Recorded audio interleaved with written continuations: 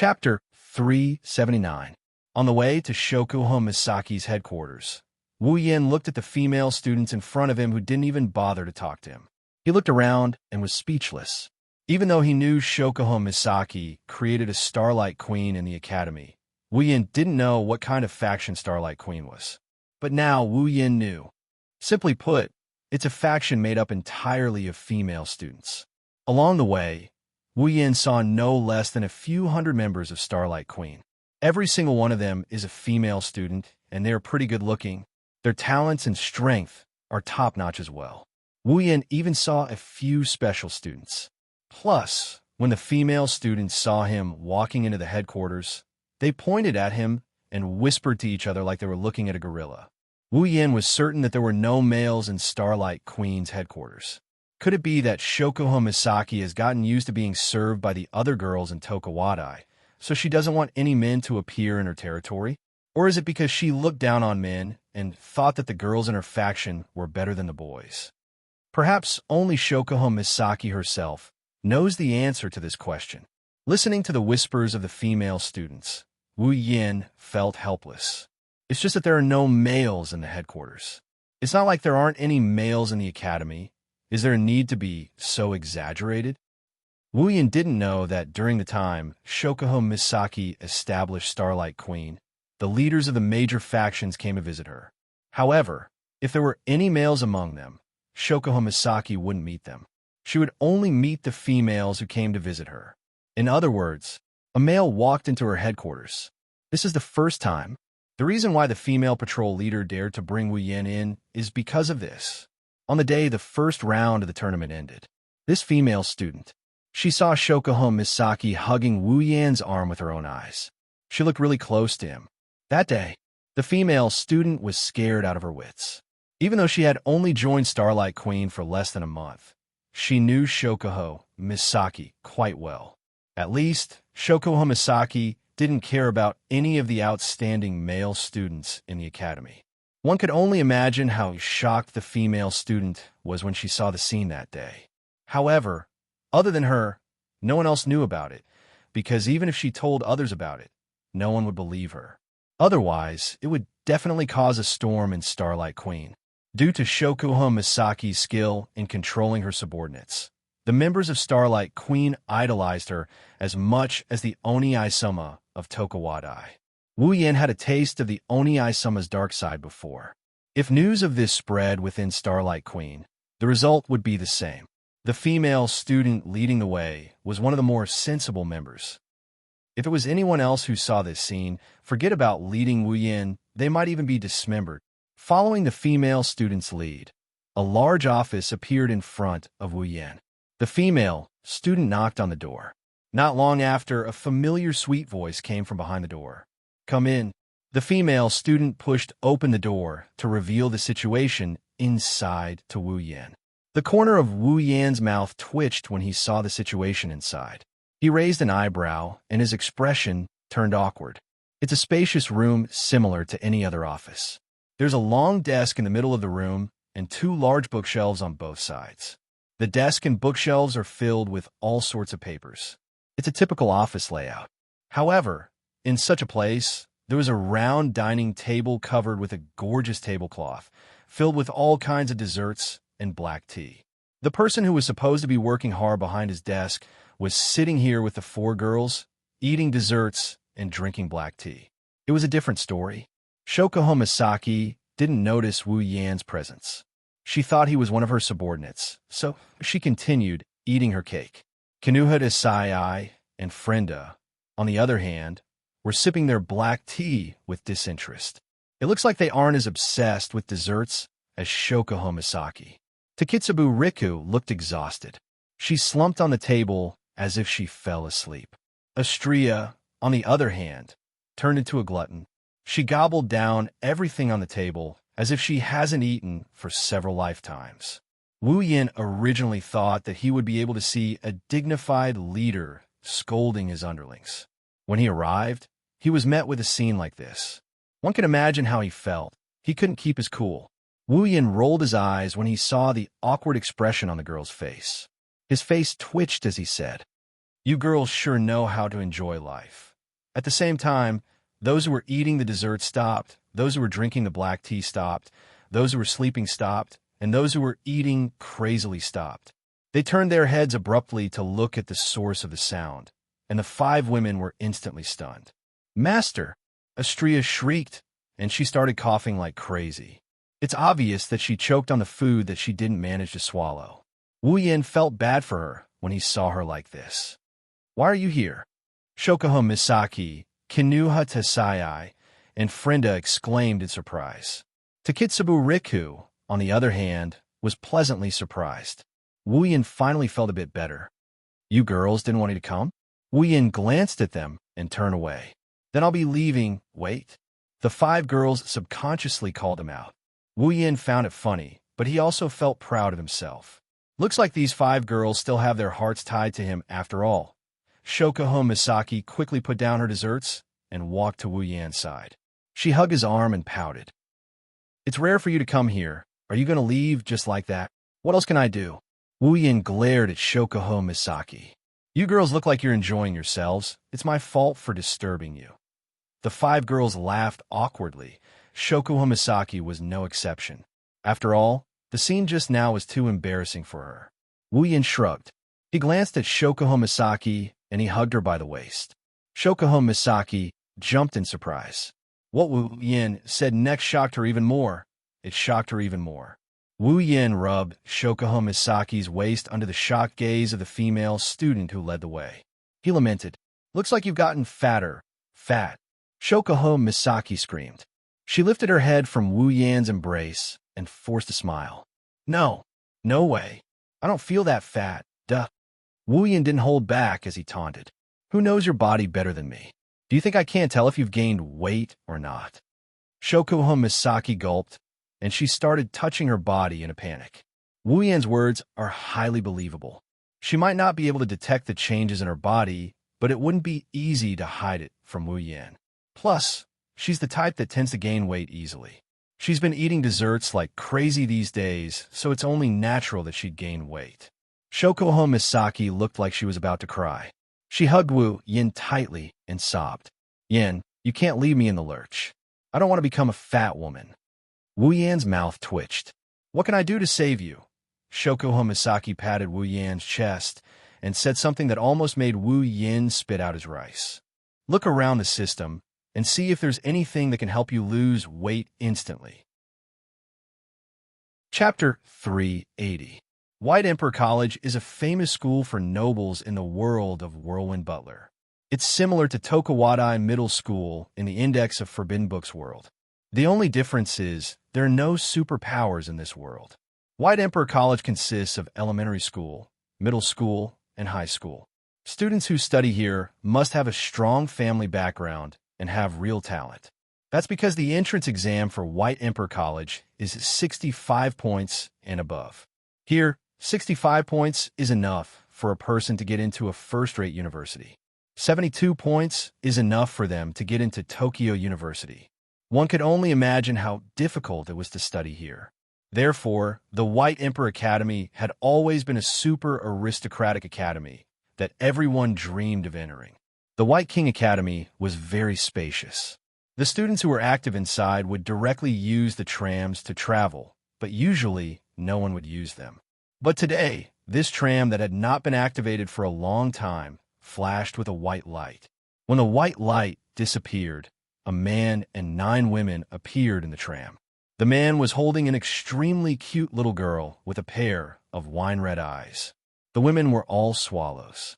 Some were big, some were small, but without exception, they were all devastatingly beautiful.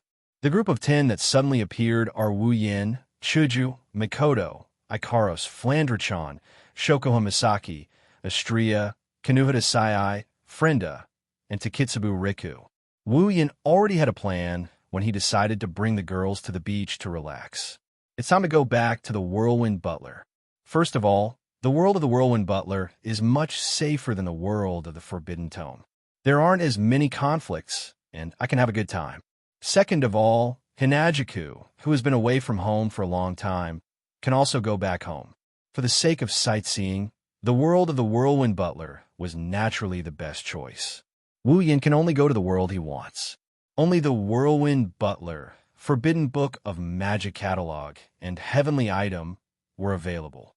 The other worlds required points to activate. Compared to the other two worlds, Whirlwind Butler is used for fun. It's the best world for him. If he goes to the index of forbidden books, who knows if Alistair will set him up for it. The same goes for Heavenly Object. That scumbag Sky Lord had his eyes on Ikaros all the time. If he goes there, he's bound to run into a lot of trouble. Wu Yin really wanted to take care of Space Master, but he's only here to keep the girls company. So, he decided to take care of Space Master when he has the time. Looking around, when they found themselves in a tram, the girls showed a puzzled look. They don't know where they are. Hinajiku, on the other hand, smiled happily. She reached out and touched the door of the tram, her eyes full of nostalgia. After all, this was Hinajiku's first time away from home. It's only natural that she would miss this place after being away from home for so long. Although in the end, time stopped in Butler Whirlwind's world, and Hinajiku left at the same moment. Everyone understood why Chuju is acting like this. They didn't disturb Chuju and waited for her. Even Flander-chan is the same. Everyone here is like Chuju. They left their home so they can more or less feel the same way. Even Shokuho Misaki and the others who don't have a good impression of Academy City. It didn't take long for Chuju to come back to her senses. She smiled apologetically at everyone. I'm sorry for the wait. Let's go, I'll lead the way. While saying this, Hinajiku's face was full of metal. She raised her head and puffed out her chest, adding a bit of luster to her beautiful face. It can be seen that she was very happy to be able to return here. Opening the door of the tram, Wu Yin and Hinajiku walked in front to lead the way for the girls. Wu Yin lived in Hakuo Academy for a period of time, so he naturally knows the way around. Hinajiku, being a native of Hakuo Academy, is even more so. She led the group of beautiful girls around her as they strolled around the academy. Along the way, they saw the beautiful environment of the White Emperor College. Even Mikoto and Shokuho Misaki, who came from Tokuwadai, were impressed. In terms of environment, the White Emperor College doesn't lose to Tokuwadai High School at all. With Wu Yin and Chuju leading the way, the girls walked around the White Emperor College. During the walk, they attracted a lot of attention from the White Emperor College's students. It's not just because of the girls' beauty, it's also because the 10 of them aren't wearing uniforms. Of course, there are students who don't wear uniforms in the White Emperor College. Ichung is one of them. Plus, Chuju is the president of the White Emperor College's student council, so they didn't encounter any problems. When it comes to touring Baiwang Academy, the student council's bell tower is a must. With Hinajiku around, the group was able to reach the student council's office. Shokuho Misaki's eyes lit up as she exclaimed that such a place was worthy of her status as a queen. Of course, she was ignored by the rest of the group. Perhaps it was because it was still class time, so the group of clowns from the student council weren't here. This made Hinajiku a little disappointed, but it was quickly replaced by the excitement of returning home. Leading the group, she walked towards the gate of Baiwang Academy. At the school gate, Hinajiku was smiling happily because she saw a figure that was unexpected yet expected at the same time. Sister. That's right, it's Chuju's biological sister, Guei Shiwalu. Chuju. Guei Shiwalu looked at Chuju in surprise. She was confused when she saw her sister's casual clothes. When Wu Yin left, time stopped in this world. Guei Shiwalu didn't know that her sister had been gone for a long time. Chuju always wore her uniform when she was in the White Emperor College. As the student council's president, she has to set an example.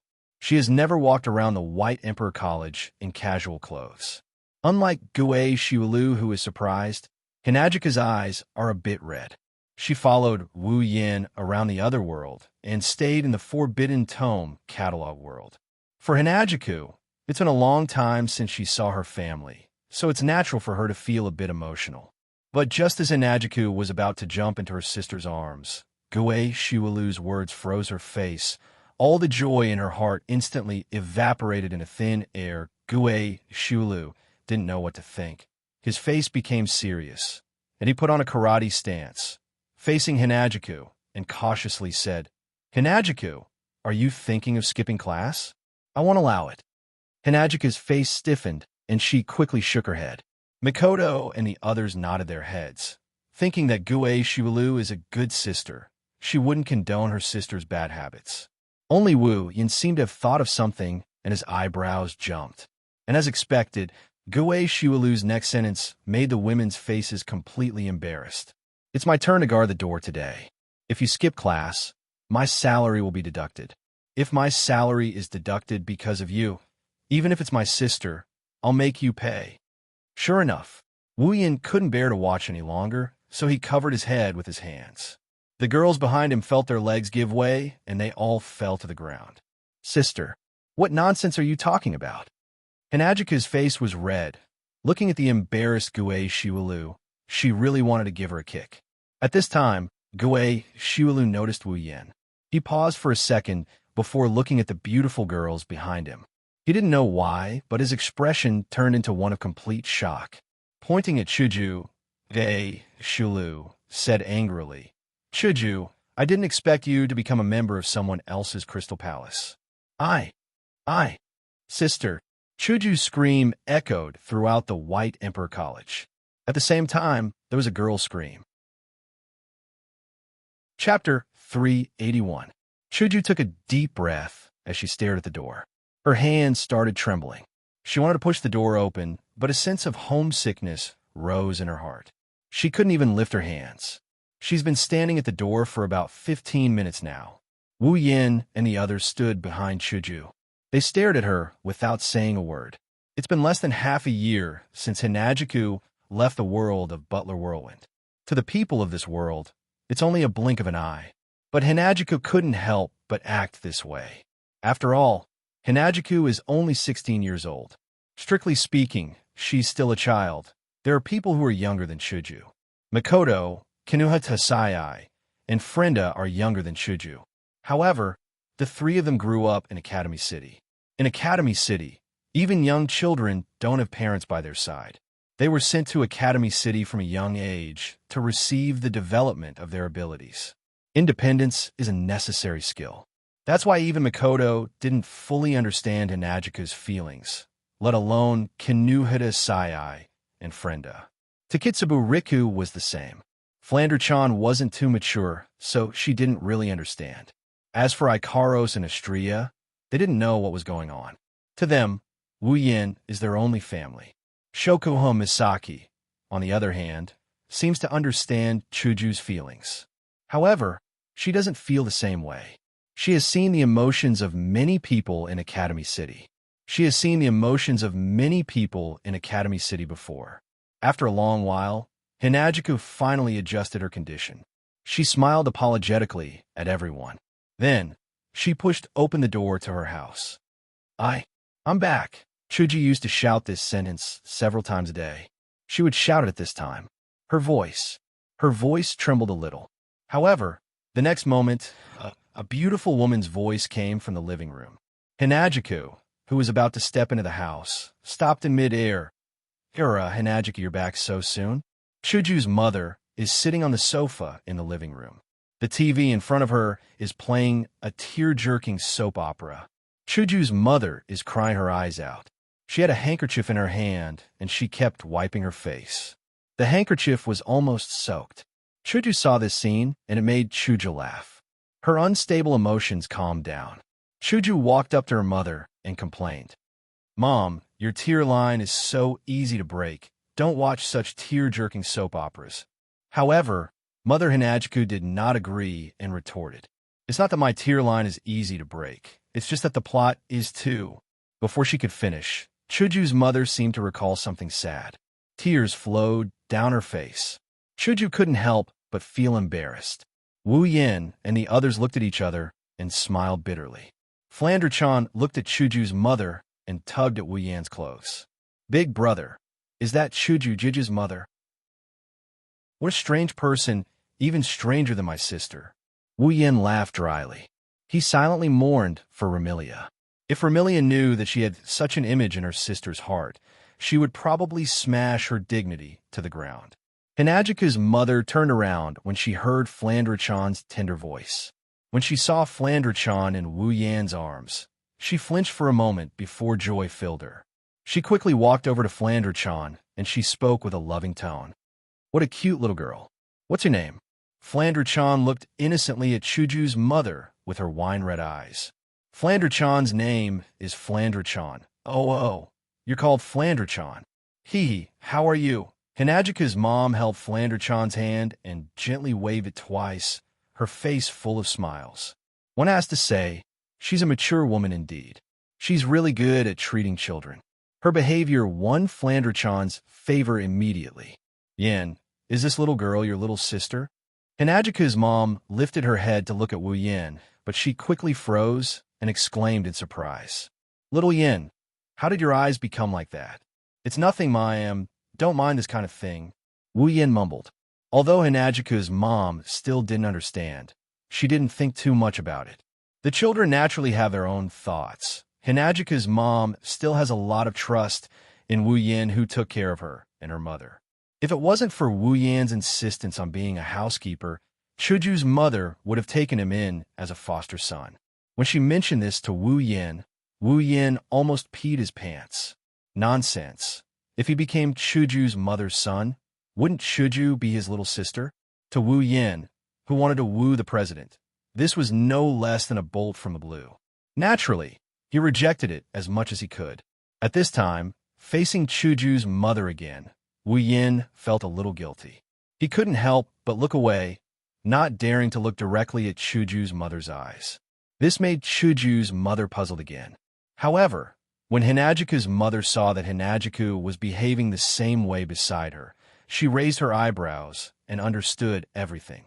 It was obvious that Hinajiku was having an affair and was too embarrassed to face her. With a swish, Chuju's mother looked at Wu Yin and said with a smile, "Allah, it seems like you're hiding something from your mother." With that, Chuju's mother reached out and stopped Wu Yin and Chuju from blurting out perfunctorily. "Let me guess, what did you do?" Glancing at Wu Yin and then at Chuju, Chuju's mother smiled slyly. "Could it be that our Chuju is finally bold enough to confess to Yanjun today?" "Mom, what are you talking about?" Hinajika's face turned red at a speed visible to the naked eye. She shouted in embarrassment and irritation. Her yellow-green eyes were filled with indignation. She's already done it with Wu Yin, and it's not like she hasn't been ridiculed like this before. However, if it's her own mother, it's a different story. Also, Hinajika's skin is thin to begin with. What's more, I'm the girl. Shouldn't I guess that the guy confesses to me first? She was also a victim. She was forced to do it. Thinking of this, Chuju's eyes became more indignant. She glared at Wu Yin, making Wu Yin smile awkwardly. Chuju's mother also chuckled. "Look at you. Even if it's not a confession, it's not far from it." Chuju's mother looked back and forth between Wu Yin and Chuju with great interest and clapped her hands. "That's not bad. Yanjun's cooking is so good.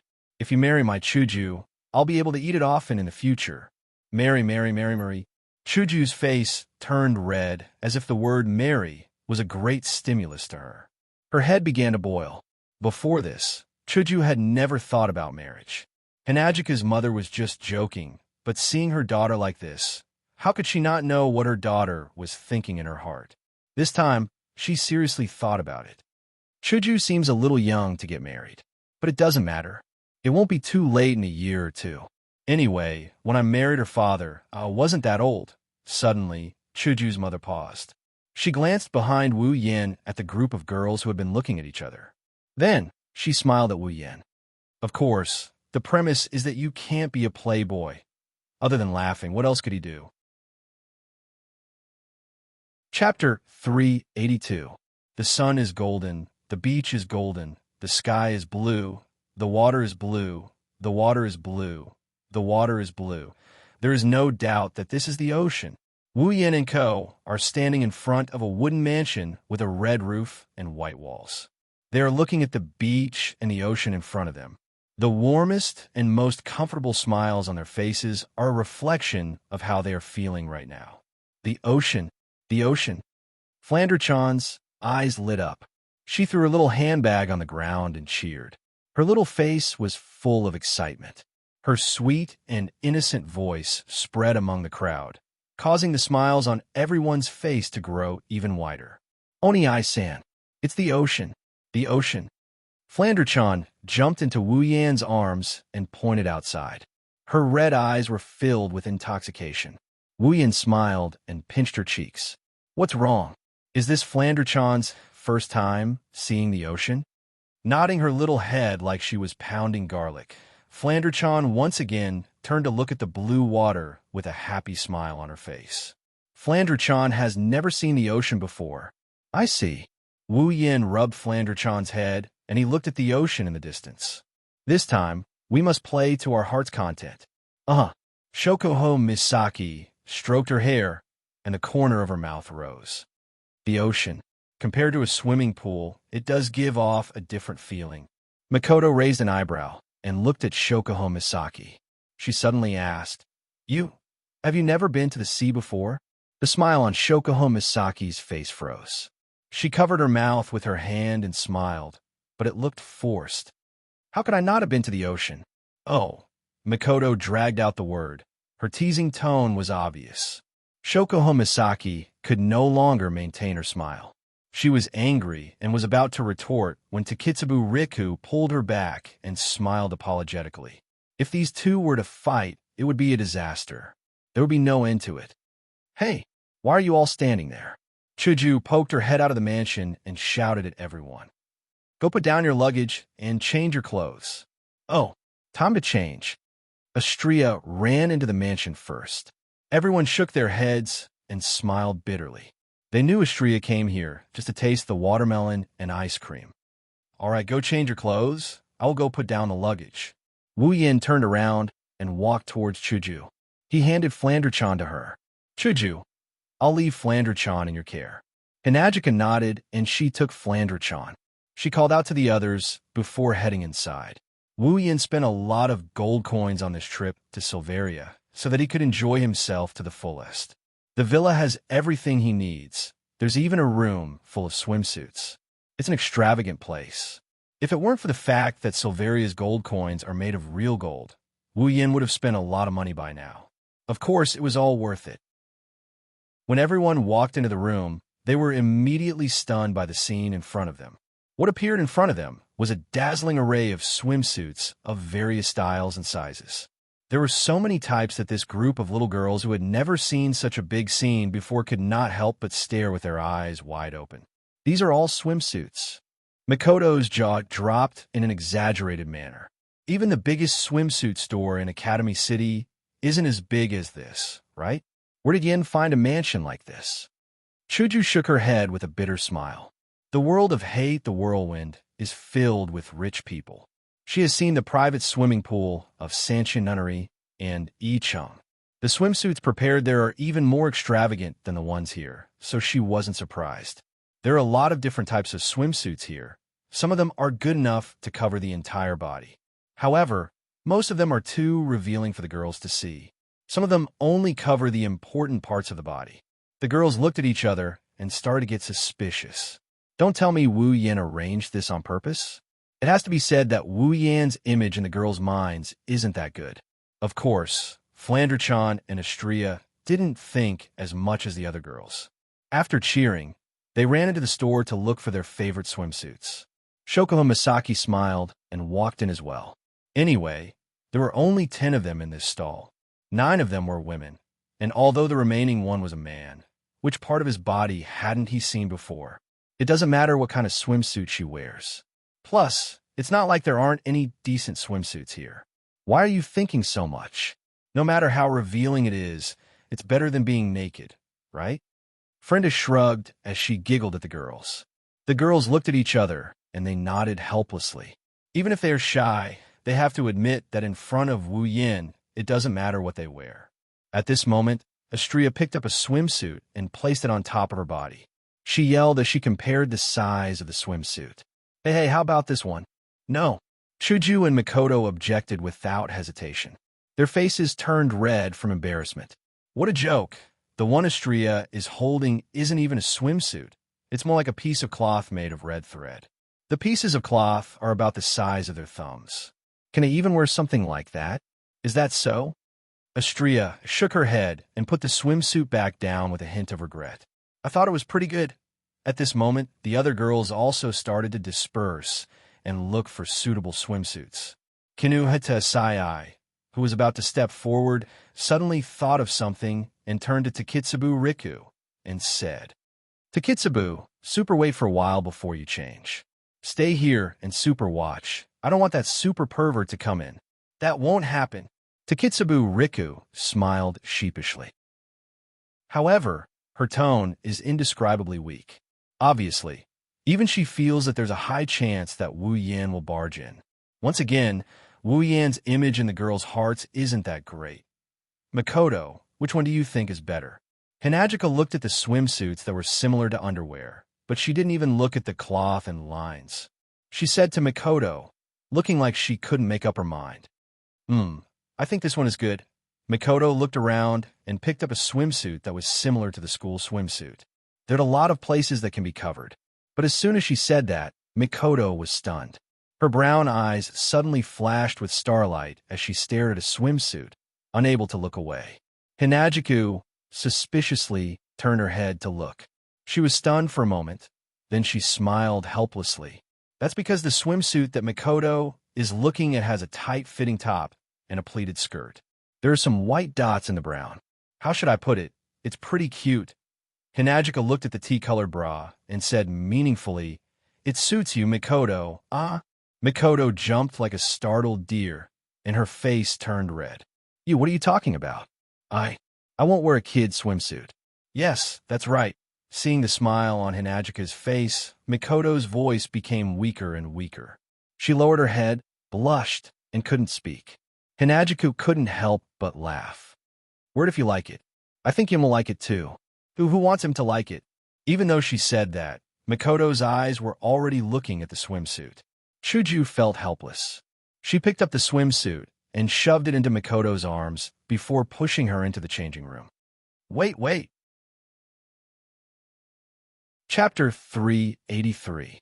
Without a doubt, the amount of time a girl needs to put on makeup, change clothes, and tidy up her hair isn't something other activities can compare to. Even changing into a bathing suit that doesn't have much fabric took a full hour. Other than Wu Yin, the other 9 girls are standing in the middle of the bathing suit room. All of them have changed into bathing suits. If Wu Yin was here, he'd be dizzy just looking at them. Chuju is wearing a pink bathing suit. The top is tied with 2 straps at the back of her neck, and the bottom is a very classic bikini style. Her pink hair and pink bathing suit together. It's like they were born to be together. Makoto is wearing the bathing suit that Chuju forced on her. The color is brown with some white dots. It matches her hair color very well. The upper part is a tight-fitting suit with a pleated skirt. Even if it's a little underage, it's still very suitable for Makoto. Standing next to Makoto was Frenda. She had already taken off her black beret and her blonde hair was tied up. Frenda didn't lose her original cuteness, but she also looked a little weak. She was wearing a revealing red swimsuit that crossed her chest. She looked cute, weak, and sexy all at once. To sum it up, she looked cute, weak, and sexy all at once. To sum it up, Frenda, she's very cute. Compared to the 3 girls, Kinuhata Sai's swimsuit was a bit more common. It was the school swimsuit that Makoto picked up before. It covered her petite body tightly, but the color was white. Coupled with Kinuhata Sai's seductive snow-white thighs, it didn't lose any of her charm. Instead, it brought out the beauty of her long legs. Flander-chan's bathing suit is a proper children's bathing suit. The color is her favorite red and white. The design is similar to Makoto's. Of course, with Flander-chan's cute face, no matter what she wears, she'll attract a lot of attention, especially from some weird uncles. These 5 girls are the epitome of beauty, cuteness, and beauty. If they go out in public, they'll definitely dazzle a bunch of perverts. She was also very satisfied with her image. Before the other 4 girls came out of the dressing room, she had already changed her clothes. At this time, the 5 of them, aside from Flander-chan, the smiles on the other 4 girls' faces disappeared the moment the 4 girls came out of the changing room. All that was left was unwillingness, jealousy, and unwillingness. Jealousy, and hatred. Shokuho Misaki walked in front of the girls, revealing her beige bikini under the envious gazes of the girls. Her lips curled into a sly smile, and her body swayed with every step she took. Her voluptuous breasts bounced up and down, making her look extremely seductive. Ikaros had a calm expression, but her body didn't seem to want to be left out.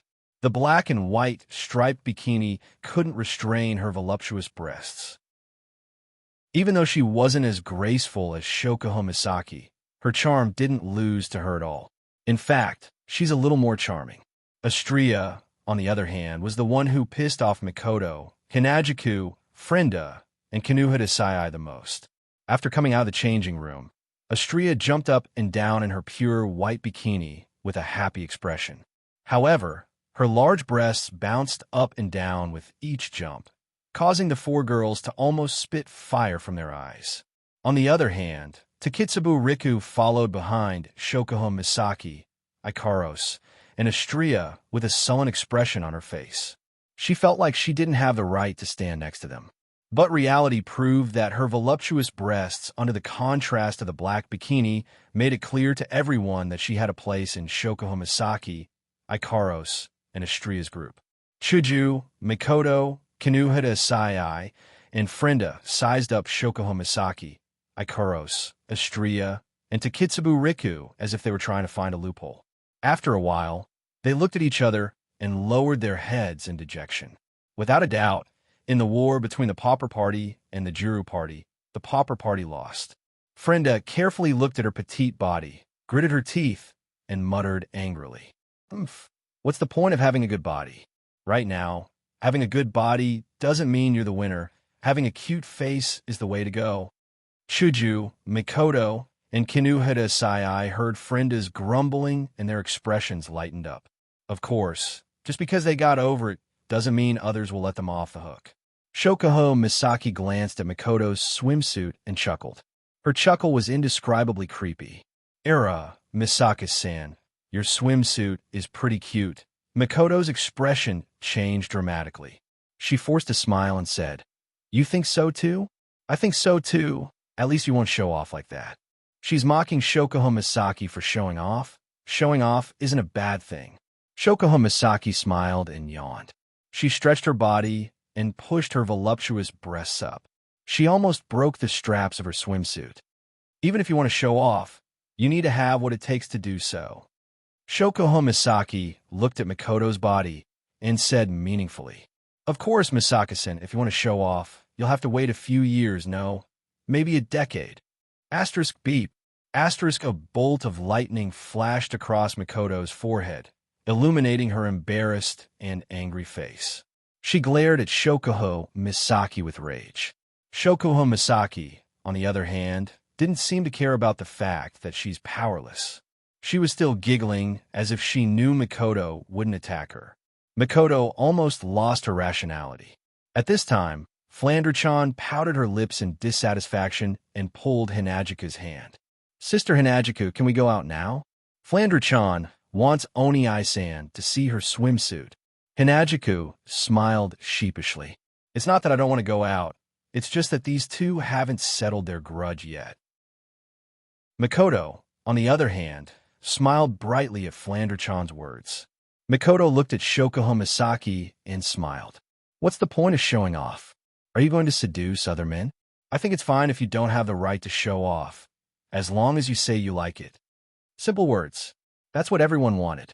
Chuju, Kanuhida Sai, and Frenda, who were looking down, suddenly regained their spirit. Astria and Takitsubu Riku, who weren't interested in this cup war, also perked up. Even Ikaros, who didn't say anything, had ripples in her eyes. Does he like my outfit or not? This thought appeared in everyone's mind, even Shokuho Misaki. However, Mikoto's counterattack made Shokuho Misaki unhappy. She immediately retorted, "Little Yen will definitely like it." Shokuho Misaki sounded confident. Wu Yan's personality is something that even Hinajiku, Mikoto, and the others know about. She's good at manipulating people's minds. To put it simply, he doesn't care about outsiders, but he's a pervert to them. Shokuho Misaki is confident in her body, so she didn't think that Wu Yin wouldn't be attracted to her.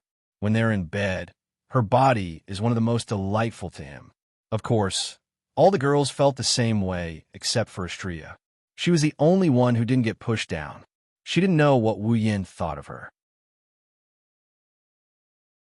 Chapter 384.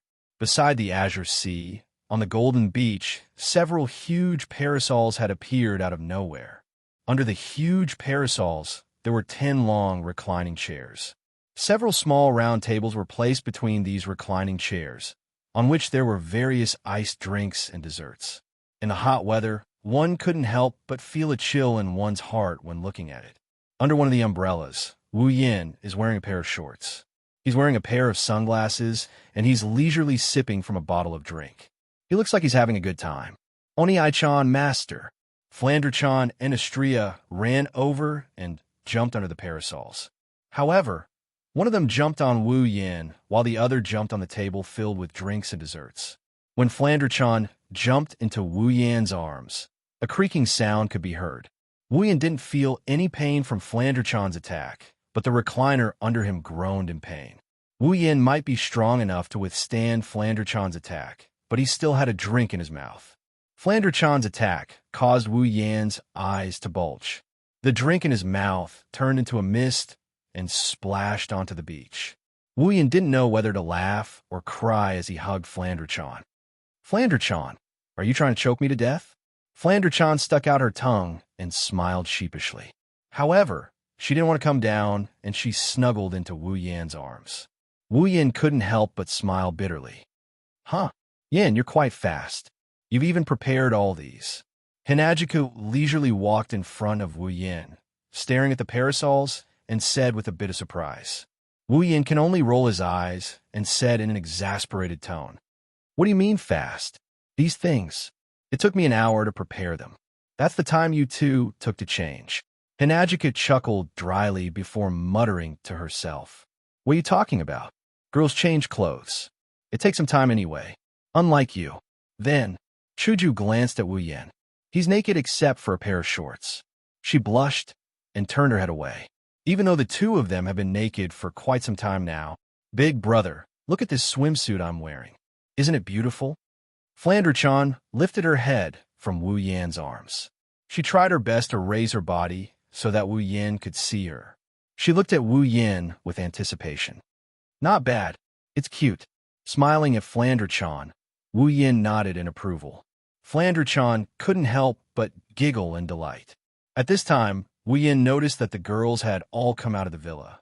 They followed behind Chuju and appeared in front of Wu Yin.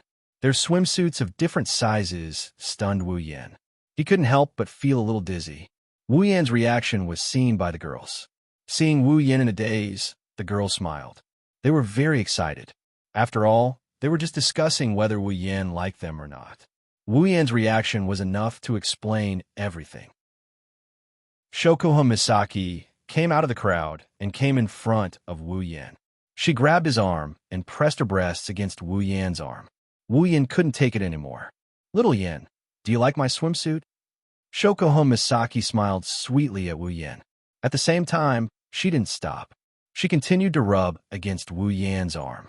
Wu Yin knew Shokuho Misaki's personality very well. He could guess why she suddenly used her seduction ability.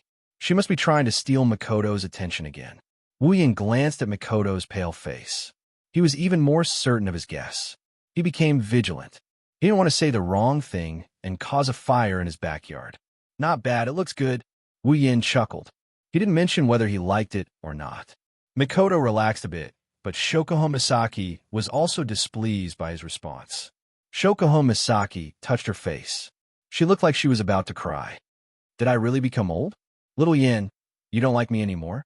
Wu Yin raised an eyebrow, and the corner of his mouth started twitching. He wanted to flip the table. Shokuho Misaki might have become old, but she must have lost her integrity. He rubbed his forehead, and he didn't say anything else. Shokuho Misaki got bored, and her tearful expression disappeared. She clicked her tongue, and she turned her head away in frustration. She saw Makoto gloating at her misfortune. She's saying, See, you only know how to show off. Shoko Misaki's expression froze up. She bit her lip and looked at Wu Yin. Her starry eyes turned around, and after her first plan failed, she came up with another. She grinned. She pulled out a bottle of sunscreen from somewhere and held it in her hand. She looked at Wu Yin with hope in her eyes. "Little Yin, help me put on the sunscreen." When the words "use sunscreen" came out of her mouth, Wu Yan's emotionless face rippled, and his heart rippled as well. How could Wu Yin not know what it means to put on sunscreen? It means that his chance to take advantage of her has arrived. The other girls were shocked as well. They didn't expect Shoko Misaki to have such a trick up her sleeves. Wu Yan's eyes were filled with a sinister glint. Wu Yan looked at Shoko Misaki with surprise. Wu Yan knew that something must have happened between these girls. Otherwise, they wouldn't be fighting in the dark like this.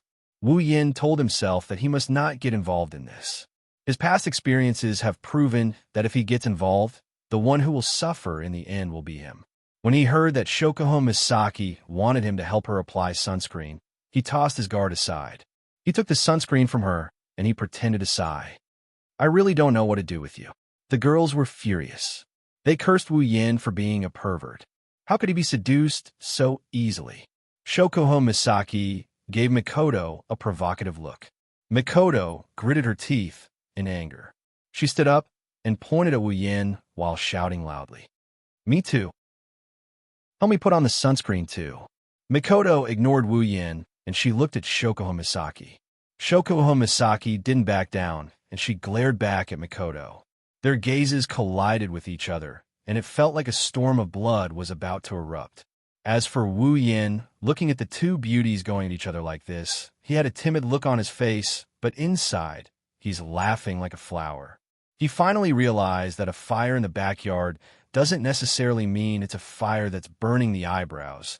It could also bring about a lot of benefits. In any case, in the end, he would be the one who would gain the most advantage from the fight between the two women. Behind Mikoto, Hinajiku and the other girls looked at each other. They didn't know what to do. They knew that Wu Yin is going to be the final winner. Thus, Hinajiku picked up Flander-chan. "Hey, Flan, big sister will take you swimming, okay?" Flander-chan's eyes lit up. She clapped her hands and cheered. Okay. Flan wants to swim." Kinuha Tasai and Frenda looked at each other and said at the same time, "We want to go too." The four beauties left just like that. Astria only had food in her eyes. Only Ikaros and Takitsubu Riku were left. After some hesitation, Ikaros stood up and lowered her head shyly. "My master, I want to." "Me too." Takitsubu Riku raised her hand meekly to show that she was willing to be taken advantage of. Wu Yin looked at Mikoto, Shoko Misaki, Ikaros, and Takitsubu Riku. He smiled wickedly. "Since you guys came to me willingly, don't blame me for being rude." Chapter 385. Not far away from the beach, Chuju, Flander-chan, Kinuha Tasai, and Frenda were happily playing in the water.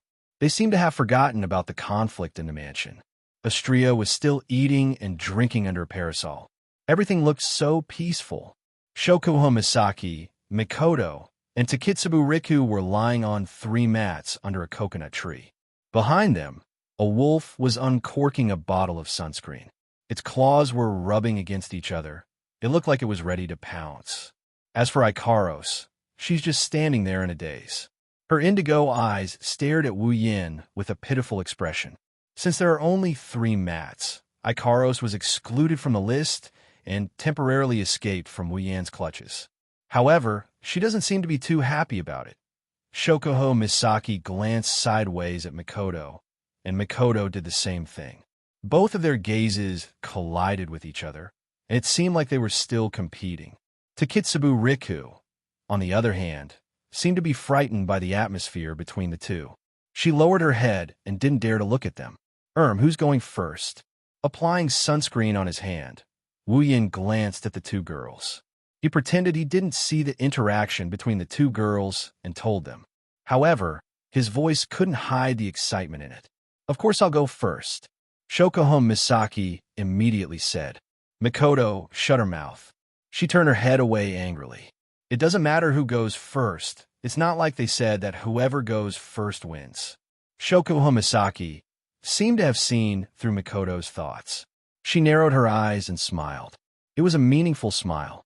Shoko Misaki straightened her body and reached behind her back. She pulled out her swimsuit. She undid it. Wu Yan's hand trembled, and he almost smeared the sunscreen on the coconut tree. Mikoto's expression changed as well before her expression changed drastically. The redness began to spread to her face. It looked like she was provoked by something. He shouted angrily at Shoko Misaki. You, what are you doing? You filthy woman. Shoko Misaki laughed and mocked Mikoto. Misaka classmate, what you're saying isn't right. Isn't it normal to use sunscreen? Don't tell me that Misaka-san wants to make your skin black and white. But, Mikoto blushed, stuttered. But this is the beach, in public. Shoko Misaki shook her head and looked at Mikoto with disdain. There are no other men on the beach, and Xiao Yin is my lover. Xiao Yin has already seen my body. My lover. Mikoto lowered her head. Wu Yin and Shoko Misaki could see steam coming out of Mikoto's head. Shoko Misaki's bold statement was a fatal blow to Mikoto. Shoko Misaki smiled triumphantly. She didn't even notice that a certain wolf behind her was trying its best to turn its neck, trying to see through Shoko Misaki's back. It wanted to see all of her breasts, but it was quickly disappointed. Shoko Misaki made it sound like she's a generous person, but she's not that generous to expose her ample bosom to the sun. She prodded Mikoto for a bit before she laid down on the mat. Her two bunnies pressed down on the mat, and her ample bosom started poking out. Wu Yan's mouth went dry when he saw this. He almost lost control of himself and decided to use Shoko Misaki to vent his lust. Taking a deep breath, he looked at Shoko Misaki's back, and he decided to let go of his pretense. He applied sunscreen on his hand, and he pressed down on Shoko Misaki's back. The sudden chill made Shoko Misaki scream. Mikoto, Ikaros, and Takitsubu Riku's face turned red when they heard Shoko Misaki scream. Wu Yin rubbed his hand on Shoko Misaki's back and spread the sunscreen on her back. Shoko Misaki's beautiful long hair covered her entire back. Wu Yin rubbed her back gently, and a pleasant sensation came from his hand. Wu Yin narrowed his eyes. Maybe Wu Yan's technique was too good, but Shoko Misaki's face started to turn red. Shoko Misaki felt like Wu Yan's hand was magical. The heat from his hand made Shoko Misaki moan. Shoko Misaki's face turned red when she realized how embarrassing her voice was. She regretted her actions. Shoko Misaki never thought that Wu Yan's hand would make her lose her composure. If she knew this would happen, she wouldn't have fought with Mikoto, even if she was beaten to death. It was better than making such embarrassing sounds in front of Mikoto. Shoko Misaki didn't know that Mikoto didn't have the time to think about this. She was scared silly by Shoko Misaki's shinin. At this time, Mikoto was worried that when it was her turn, she wouldn't be able to do the same. Takitsubu Riku was the same. Shoko Misaki couldn't hold back her sobs anymore. She couldn't let Wu Yin continue like this. If this continues, she'll be embarrassed. Under Wu Yan's touch, her body started to feel a strange sensation. Her skin started to turn red, and she started to panic. At the end of the day, Shoko Misaki only had sex with Wu Yin once. She didn't sleep with Wu Yin after that. After tasting the forbidden fruit for the first time, her resistance to this kind of thing dropped quite a bit. Now that Wu Yin is teasing her, it's only natural for her to react. Worried that she might embarrass herself, Shoko Misaki quickly explained herself. Okay, Yin-chan, go help Misaki. Shoko Misaki wanted to stop, but a certain someone didn't want to. How's it okay? There are still a lot of places that haven't been cleaned yet, Wu Yin said in a righteous tone. He didn't seem like he was going to stop. Shoko Misaki was stunned. She realized that in the end, this wolf is going to be the one who will win. Before Shoko Misaki could react, an indescribable sense of pleasure surged through her body. Shoko Misaki couldn't hold her breath, so a seductive moan escaped her lips. Shoko Misaki finally panicked. Shokuho Misaki's bikini covered lower half of her body. A hand had already reached in and grabbed her buttocks and started to rub them hard. No, no way. Shokuho Misaki stared blankly at the hand on her buttocks. She panicked when she thought about her current state. If Misaka Mikoto saw her like this, she wouldn't be able to face anyone anymore. Fortunately, Mikoto was scared by Shokuho Misaki's moans. She buried her head like Takitsubu Riku. Shokuho Misaki heaved a sigh of relief. The smart Shokuho Misaki knew that she couldn't back down now. She could either surrender and beg Wu Yin in front of Mikoto for mercy. However, she would rather die than make this choice. Rather than begging Wu Yin for mercy in front of Misaka Mikoto, he might as well continue to shinin. At least he can use the excuse of being too comfortable to refuse. However, if he begs for mercy, he will be laughed at by Misaka Mikoto for the rest of his life. Shokuho Misaki had no choice but to endure Wu Yan's assault. She tried her best to hold back her moans. Chapter 386. Big Sister. Quick, go there, go there. Pointing in a random direction, Flandre-chan chuckled at Frenda, who is sitting on her back. Her voice is filled with joy. This game may seem childish, but Flandre-chan is having a lot of fun playing it. Yes, yes, yes, I got it. Frenda sighed helplessly. She wasn't happy about Flandre-chan calling her big sister because her name is so similar to Flandre-chan's. Flandre-chan had no choice but to call her big sister. But I told you not to move around, okay? Otherwise, I won't be able to stand properly. Wah.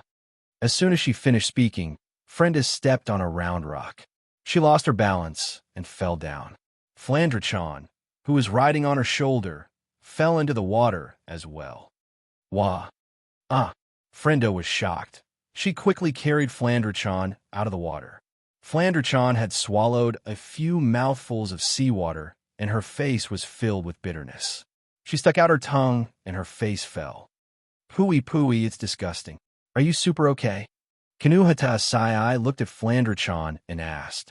She put a swimming ring on Flandre-chan so that she can float on the water. Flandre-chan looked at Kinuhata Sai with a bitter face and shook her head. She stuck out her tongue again. Why is the water in the sea so disgusting? Kinuhata Sai and Frenda looked at each other and laughed awkwardly. How are they supposed to explain such a profound question to a child? Even if they roughly explained it, Flandre-chan would only be confused. She might even ask more questions. They've seen a lot of this in Academy City. Chuju swam over from afar and kicked the water with her little legs. She looks like she's having a lot of fun. But if you look closely, you'll notice that Chuju's yellow-green eyes are constantly looking at the beach. Seriously, why are they taking so long? At this moment, under a coconut tree in the distance, the ripples were still going on. Isn't it time to change the person? Shokuho Misaki's face was flushed red. Finally, she could not help but turn around to look at Wu Yin. Shokuho Misaki felt that her eyes were filled with water vapor, and they were rippling like the surface of a lake. If Wu Yin continues like this, I will really lose my composure. Wu Yin giggled as he toyed with Jusama's buttocks. He pulled his hand out of Shokuho Misaki's bikini pants. Shokuho Misaki released a sigh of relief. However, Shokuho Misaki's heart skipped a beat the next second. Her heart skipped a beat. Wait. Shokuho Misaki felt Wu Yan's hand slowly move from her buttocks to her soft back, then from her soft back to the sides. Shokuho Misaki couldn't help but open her mouth. Unfortunately, Shokuho Misaki couldn't speak anymore. His hand gently pressed and pinched Shokuho Misaki's soft buttocks. Wu Yin could clearly feel Shokuho Misaki's body trembling along with his movements. Her skin started to turn red. Wu Yin laughed in his heart.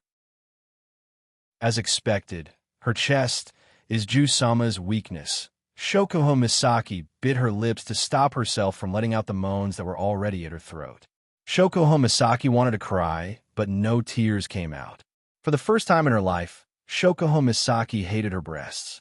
No matter the shape, size, or smoothness, Shokuho Misaki was always proud of her breasts. But why was it her sensitive spot? Her body trembled along with Wu Yan's touch. Shokuho Misaki's heart trembled along with it. Her body was getting weaker and weaker. Shokugou Misaki wanted to beg for mercy, but when she remembered that Misaka Mikoto was beside her, she couldn't bring herself to do so. In the end, she could only look at Wu Yin with pleading eyes. Wu Yin continued to pinch Shokugou Misaki's soft buttocks. Shokugou Misaki moaned a few times before he finally pulled his hand back. At the same time, Shokugou Misaki lost all her strength and collapsed onto the mat. She gasped for air and couldn't lift her body. She still needs more training. Shokugou Misaki wanted to punch him in the face. Wu Yin turned around and smiled at Mikoto. "So, Mikoto, it's your turn, huh?" Mikoto raised her head and saw Shokugou Misaki's blushing face. Recalling Shokugou Misaki's shinin, Mikoto's face turned even redder. I think I should ask Chuju to help me," Mikoto giggled. She couldn't help but avert her gaze. When she thought about how she will end up like Shokugou Misaki, her heart started pounding. She hurriedly said that, and she stood up. Suddenly, Shokugou Misaki, who was still gasping for air, got up from the mat. She didn't care that her boobs were exposed to Wu Yin as she pounced on Mikoto. She hugged Mikoto's waist and pressed Mikoto back down on the mat. What are you doing?"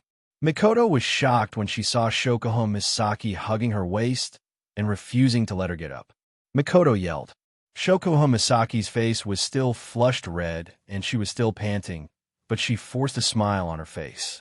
She gritted her teeth and said to Mikoto, "Since this queen is already in this state, don't you dare think you can stay out of this. You damn woman." Mikoto finally understood that Shokugou Misaki was trying to drag her down with her. She screamed and pushed Shokugou Misaki away with all her might. "Yen, quick, help her put on the sunscreen." Shokugou Misaki shouted at the dumbfounded Wu Yin. At the same time, she unleashed her full potential. As a sports idiot, Shokugou Misaki managed to restrict Mikoto's movements. What the hell is going on?" Wu Yan's jaw dropped as he watched the two girls wrestle with each other. He didn't know whether to laugh or cry. Shokugou Misaki is really desperate. She actually helped her husband hold down another woman. Fine, Wu Yan has to admit that this is an unimaginable situation. "Ma, it's a good thing anyway." Wu Yan snickered and rubbed the sunscreen on his hands. He quickly reached out with both hands and pressed them on Mikoto's cute bra. Mikoto stiffened up and her hands that were pushing Shokugou Misaki went limp. Mikoto's face turned red as she yelled at Wu Yin in a coquettish manner. "Yin, you idiot!" Ugh! Before Mikoto could finish her words, a pair of large hands covered in sunscreen slid under her bra and into her chest. Grabbing her two little white bunnies, he began to gently knead them. Mikoto's brown eyes glazed over. She lost all her strength and collapsed on the mat, allowing Wu Yin to do whatever he wants to her. Shokugou Misaki's eyes flashed with pride, and she followed suit. That's because one of Wu Yan's hands came out of Mikoto's bra and grabbed one of her breasts. Grabbing a pair of big and small boobs, he pinched them while squinting his eyes. He turned to look at Takitsubu Riki, who was petrified, and sighed in his heart. "Hands, why don't you have two more?" Wu Yin chuckled as he removed his hands from Mikoto's breasts and placed them on the trembling Takitsubu Riku. He gently undid the straps on her swimsuit. Chapter 387. Time passed by slowly. The noon sun is slowly setting in the west. Shuju, Flandre-chan, Kanuhata Sai, and Frenda are starting to feel tired. They originally wanted to wait for Wu Yin and the others to come down and play together, but they gave up on the idea and headed back to the beach. When the four girls returned to the shelter, a long barbecue grill was set up there.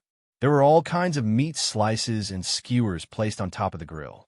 Wu Yin was standing behind the grill, spinning the grill in his hand as he tossed the raw meat from the table beside him into the grill. The barbecued meat on the grill started to glow. Wu Yin skillfully sprinkled some seasonings on the barbecued meat before brushing it with a layer of oil. Instantly, the barbecued meat turned into a golden orange color. The aroma of the barbecued meat made one salivate. One look, and you can tell that the barbecued meat isn't just beautiful on the surface.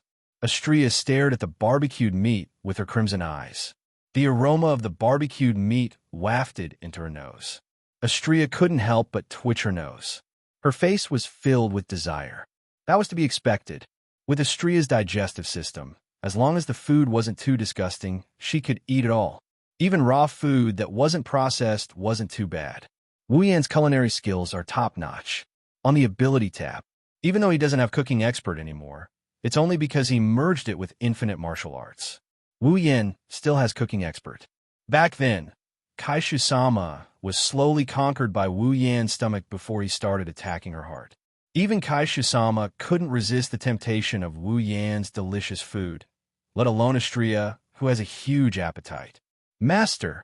Astria looked at Wu Yan with teary eyes. She looked at Wu Yan with a pitiful expression. Her eyes were filled with pity. It's obvious that this gluttonous angel who just stuffed 10 cakes in her mouth was once again lured out by Wu Yan. Got it, I'll be done soon. Wu Yan chuckled at Astria. He couldn't help but sneak a peek at Astria's flat stomach. He complained in his mind. Which part of Astria's body did she stuff all those things into? Is this the reason why Astria's combat prowess is so strong? She's a god of war. Is it because she has the ability to transform food into combat power? Flander-chan saw this scene and yelled out. He immediately yelled and ran over. Hanajuku, Kinuhata Sai, and Frenda wrinkled their noses in dissatisfaction. You're back. Wu Yan flashed a bright smile as he greeted the 4 girls. He acted like nothing happened. It's very infuriating. We've been waiting for you in the water for half a day.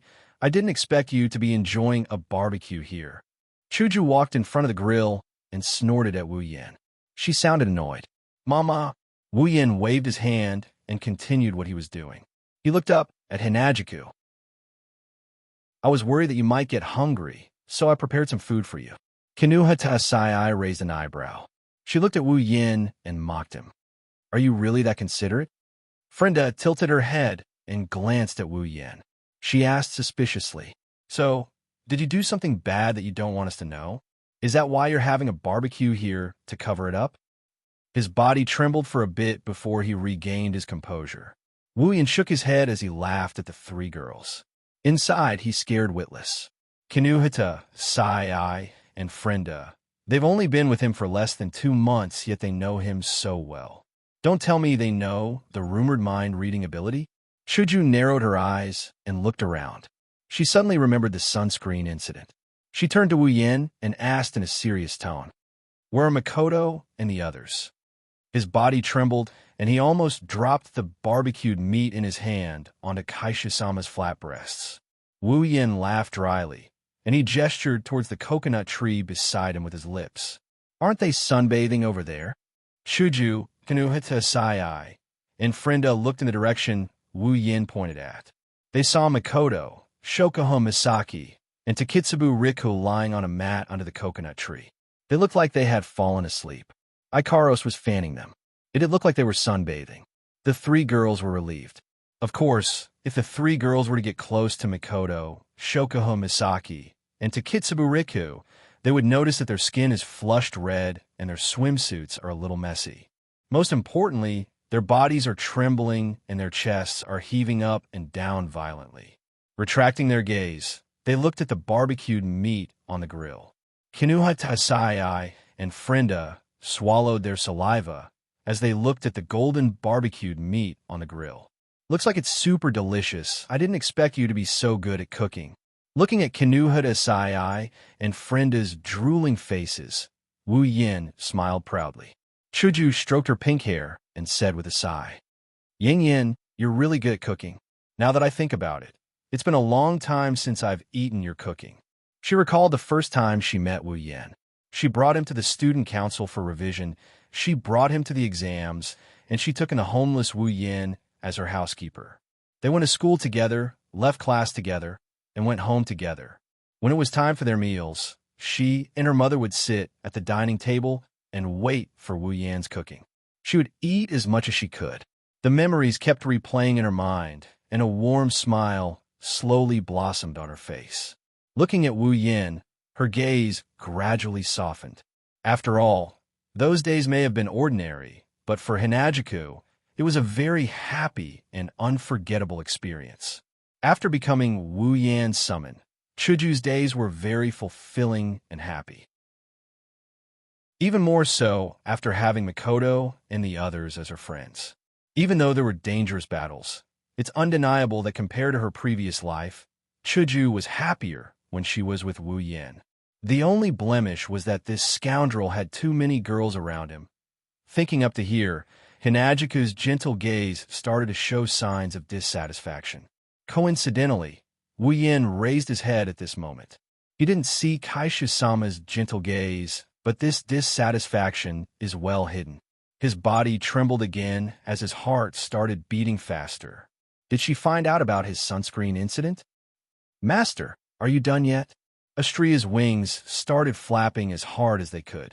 Her pure white wings unfurled, and the feathers started falling towards the barbecue on the grill. Chuju, Kinuhata Sai, and Frenda were shocked.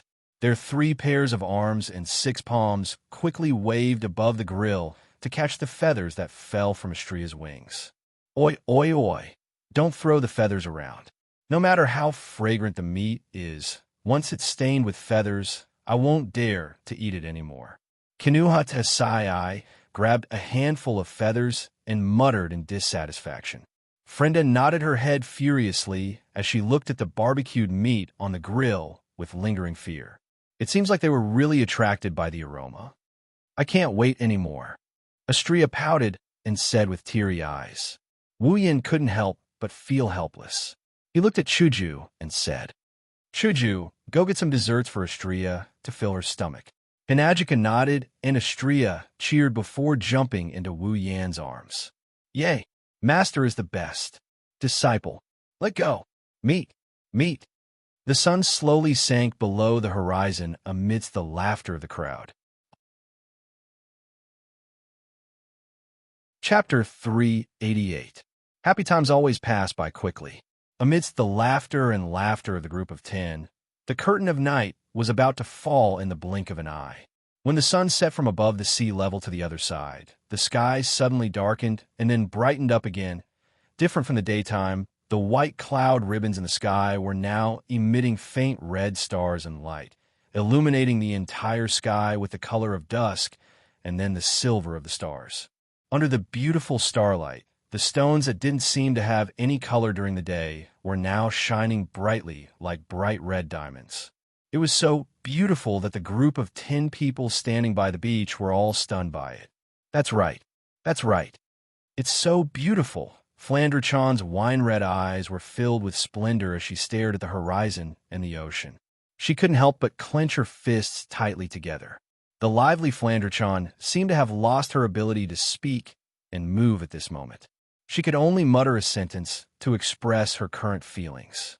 Hinajiku, Mikoto, Ikaros, Shokuho Misaki, Astria, Kinuhata Sai, Frenda, and Takitsubariku were also looking at the beautiful scenery. Everyone's heart calmed down. The beautiful scenery created a picturesque scene with the sea and sky. After a while, Chuju smiled. She said softly, "This time I was right to come." The girls nodded and they smiled. Wu Yan's heart blossomed when he saw the smiles on the girls' faces. He put on the most comfortable smile, and the 9 girls looked at him in a daze. Nana, Oni-chan, Flandre-chan tugged on Wu Yan's hand. She stared at Wu Yan's face with her ruby-like eyes. She looked at him with a hopeful expression. Next time, bring Flandre-chan and the other sisters to the beach, okay?" Chuju, Mikoto, and the other girls turned to look at Wu Yan. Their eyes were filled with hope. Just like Flandre-chan, they were all hopeful. It seems like they are also hopeful. They can go on a beach trip like this again. Wu Yan smiled. He squatted down and picked up Flandre-chan. He looked at the girls and said in a half-joking, half-serious tone, "So, did you girls have fun today?" Hinajika laughed, Mikoto laughed, the girls all laughed. They all looked at each other before turning to Wu Yan and said in unison, "Of course." Wu Yan laughed out loud, and he hugged Flandre-chan even tighter. "All right then, let's do it again next time." "Yay!" The girls cheered. As night fell, the 10 of them returned to the villa. They laid out the barbecued meat that Wu Yan just finished roasting in the living room along with the desserts, snacks, and drinks that they prepared beforehand. The 10 of them formed a circle as they laughed and joked around while destroying the food in front of them. Each of them had a wide grin on their faces. Of course, they weren't always harmonious. For example, Mikoto and Shokuho Misaki were eternal rivals.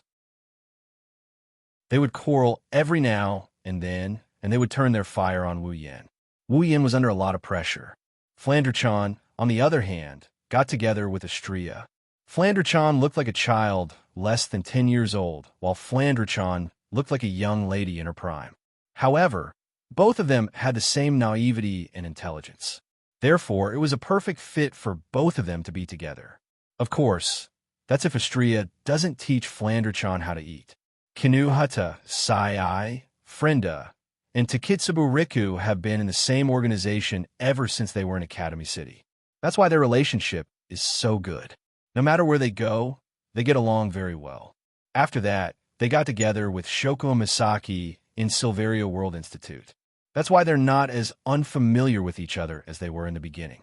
On the other hand, Hinajiku and Ikaros are actually able to chat and laugh together. This really surprised him. But it's not that strange. Hinajiku may be at Sundara, but she still has an unconcealable gentleness in her bones. Ikaros is the same. She's as gentle as water towards the people she cares about. In a way, they are similar in some ways.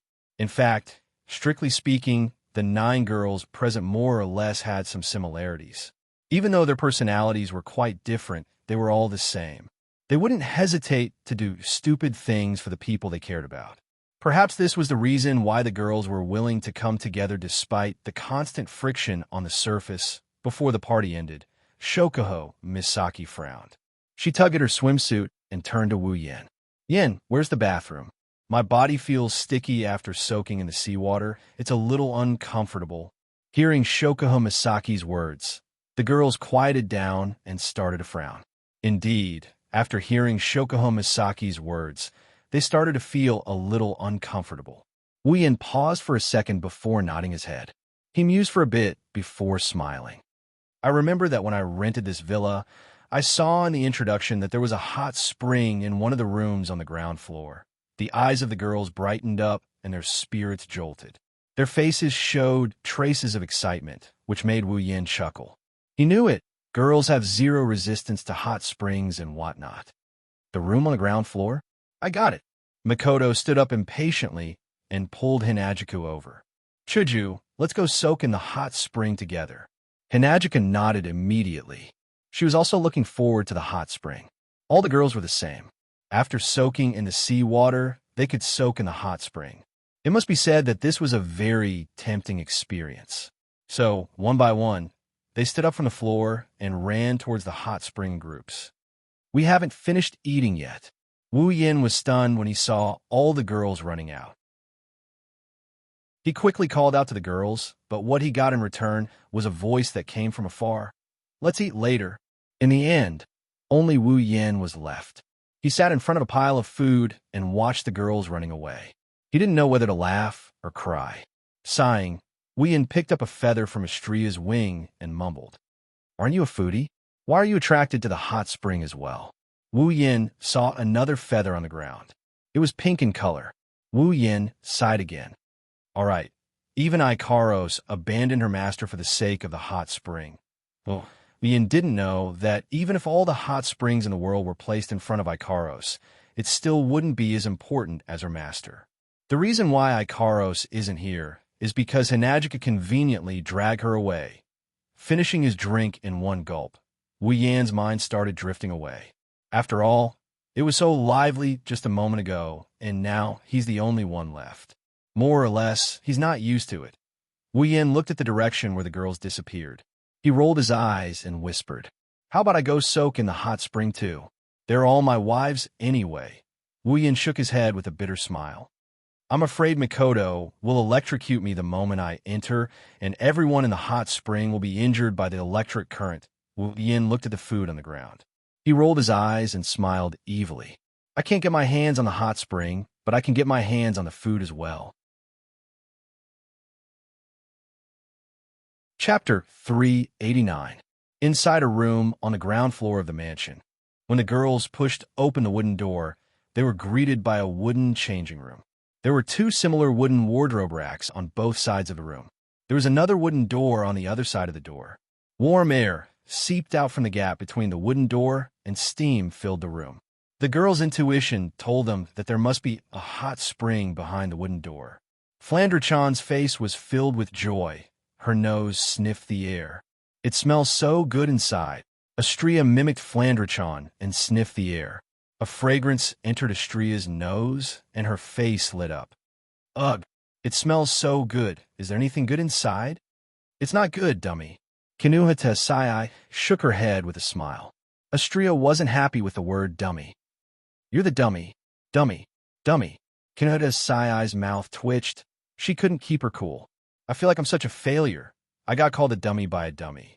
Shokuho Misaki walked into the changing room and picked up a bottle from the corner. This is probably the reason. This isn't a proper hot spring hotel.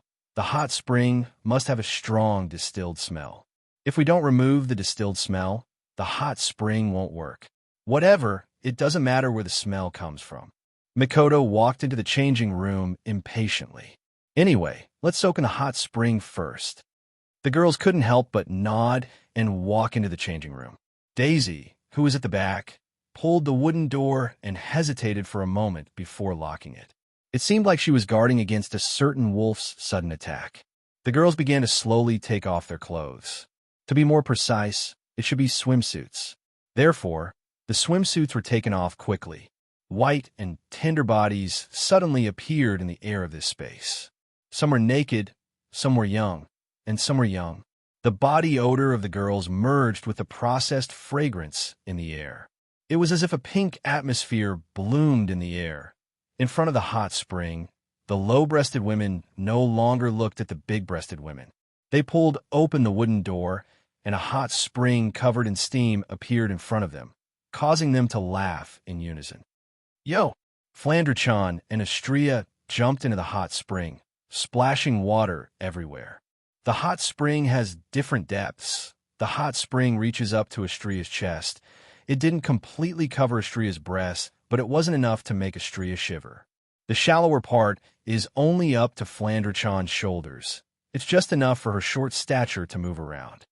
Ugh, it's so comfortable. Flandre-chan and Astrea closed their eyes and exhaled in comfort. The other 7 girls who haven't entered the pool yet were itching to get in as well. They all started running towards the hot spring. Wow, it's so warm. Kinuhata Sai slapped the surface of the water. She didn't care about her breasts. Her body floated on the surface of the water. She didn't mind if it was unsightly. In the end, I should have brought some drinks in. Drinking drinks while soaking in the hot spring. Ah, I'm almost drunk. She held her cheeks with both hands. There was indeed a slight blush on her cheeks, proving that she was indeed intoxicated. Shokuho Misaki chuckled as she splashed some water on herself. The water droplets slid down her delicate skin. It's a sight that would make anyone want to take a bite out of. Shokuho Misaki scanned the hot spring with her starry eyes. She stared straight at Astrea's body. She tapped her lips and said in a tone as if she was measuring something. Astrea-chan, did your boobs get bigger again? Is that so? Astrea flinched. She looked at her breasts that floated on the surface of the water. She blushed and shook her hands. No. Is that so? Shokuho Misaki looked at Astrea suspiciously. Her lips curled into a sly grin. She slowly moved to Astrea's side and grabbed Astrea's breasts with both hands. She started rubbing her breasts. Let me touch you. Don't. Astrea screamed. Her body trembled from Shokuho Misaki's touch. Her expression changed, and a seductive moan came out her mouth. It looks like it really did get bigger. Shokuho Misaki muttered as she massaged Astrea's breasts into all sorts of shapes. Seriously, they were already bigger than me, and now they got even bigger. I can't accept this. Stop it. Astrea collapsed onto Shokuho Misaki's body. She pressed her back against Shokuho Misaki's ass. She started panting when she heard Shokuho Misaki's words. Ikaro's senpais are bigger than Astrea's. Is that so? Shokuho Misaki turned to look at Ikaros. She saw Ikaros sitting quietly in a corner. Ikaros was stroking her wings. She seemed to be tidying them up. Her pair of wings bounced back and forth on the surface of the water, creating small ripples. Takitsubu Riku and Ikaros were sitting together with their eyes closed. The two women didn't like to talk, so they didn't participate in the conversation. They didn't seem to have heard Shokuho Misaki's words either. Shokuho Misaki shook the water off her blonde hair. She asked in confusion. It looks similar to Astria-chan's. Astria raised her hand meekly. But Master said Ikaros-senpai's breasts are his favorite. Shokuho Misaki raised an eyebrow. She gave Ikaros a deep look. Ikaros blushed a little, not sure if it's because the hot spring is too comfortable or because she heard Astria's words. Favorite. Shokuho Misaki narrowed her eyes. She looked at Ikaros' breasts for a second. Then, at her own breasts, she lowered her head. Shokuho Misaki humphed and said unwillingly, I won't lose either. That bastard doesn't care what size they are. As long as it's a girl, he'll like them. Admittedly, even if mind control doesn't work on Wu Yan, Jusama has a pretty good grasp of Wu Yan's intentions. In the other corner, Hinajiku and Mikoto looked at each other. They've been watching Shokuho Misaki's actions from start to finish. They turned their heads and looked at each other. Then they faced the wall and started drawing circles with their hands. Gosh. Chuju ne-san, Mikoto ne-san, what's wrong? Flander-chan flapped her crystal pendant wings and came in front of Chuju and Mikoto. She looked at their back and asked in confusion. Hearing this, Hinajiku and Mikoto turned around and looked at Flander-chan. Their eyes couldn't help but move to Flander-chan's chest, and their expressions became much better. Have we fallen to the point of comparing ourselves to a child? Chuju and Mikoto cried for a while before forcing a smile. And nothing. Oh. Flander-chan didn't suspect anything and started playing with the water again. Chuju and Mikoto were envious of Flander-chan's happy face. It's great to be a child. You don't have to worry about anything. Not far away, Kinuhita Sai and Frienda sighed when they saw the change in Chuju and Mikoto's expression. So, flat breasts are also a rare resource. Why don't they understand? Frienda said slowly, as if she understood the truth of the world. It's not clear if she really understood the truth, or if she was just comforting herself. Kinuhita Sai pouted and continued to wander around. Chapter 390. Phew, this is so comfortable. A group of girls slowly walked out of the hot spring room, each holding a towel and wiping their bodies. The clothes they were wearing were no longer bathing suits with very little fabric, but bathrobes that they found inside. It had to be said that the owner of this villa had prepared everything. Ahaha, my body is so warm and fragrant. Flander-chan skipped in front of the girls and ran towards the living room. Let Oni-chan smell you. You're super gonna let that guy smell you? Kinuhita Sai pouted. Isn't this super convenient? The girls laughed. Frienda said, well, it's good to be a kid. You don't have to think about anything. Chuju and Mikoto nodded in unison. Frienda's words are exactly what they're thinking. Of course, the meaning is different. Under Flander-chan's lead, the girls started to walk faster towards the main hall. After all, they've been soaking in the hot spring for more than an hour. However, when the group of young ladies returned to the hall, the scene that appeared before them caused them to be stunned and astonished. Wu Yan is sitting in front of the pile of food with a glass in his hand. It's exactly the same as when they left. The only difference is that there's a lot of beer in the middle of the pile of food. The glass in Wu Yan's hand isn't filled with soft drinks. It's filled with yellow beer. You girls sure took a long time to take a bath. Wu Yan rolled his eyes, and he gulped down the beer in one gulp. He also exhaled a huge mouthful of air. The girls looked at him in shock. Chuju asked in surprise, Yan, you're drinking? What's wrong? Is there something wrong? Wu Yan looked at Hinajiku with a puzzled expression. At the same time, he filled his cup to the brim with beer. His actions looked so natural that the girls exchanged glances with each other. Mikoto walked up to Wu Yan and sat down. She grabbed a bottle of beer and frowned. Why do you suddenly want to drink? The other girls also looked at Wu Yan with the same doubt in their eyes. That's to be expected. Even Hinajiku, the oldest of them all, has never seen Wu Yin drink, so it's normal for her to have this kind of doubt. Wu Yin didn't think much of it. He sipped his wine and continued. I don't have any particular reason. I just suddenly felt like drinking. Wu Yin looked at the girls and said, You don't have to be so surprised. I'm in my 20s. There's nothing strange about drinking. But I've never seen you drink before. Chuju said. She stared at Wu Yan's carefree drinking.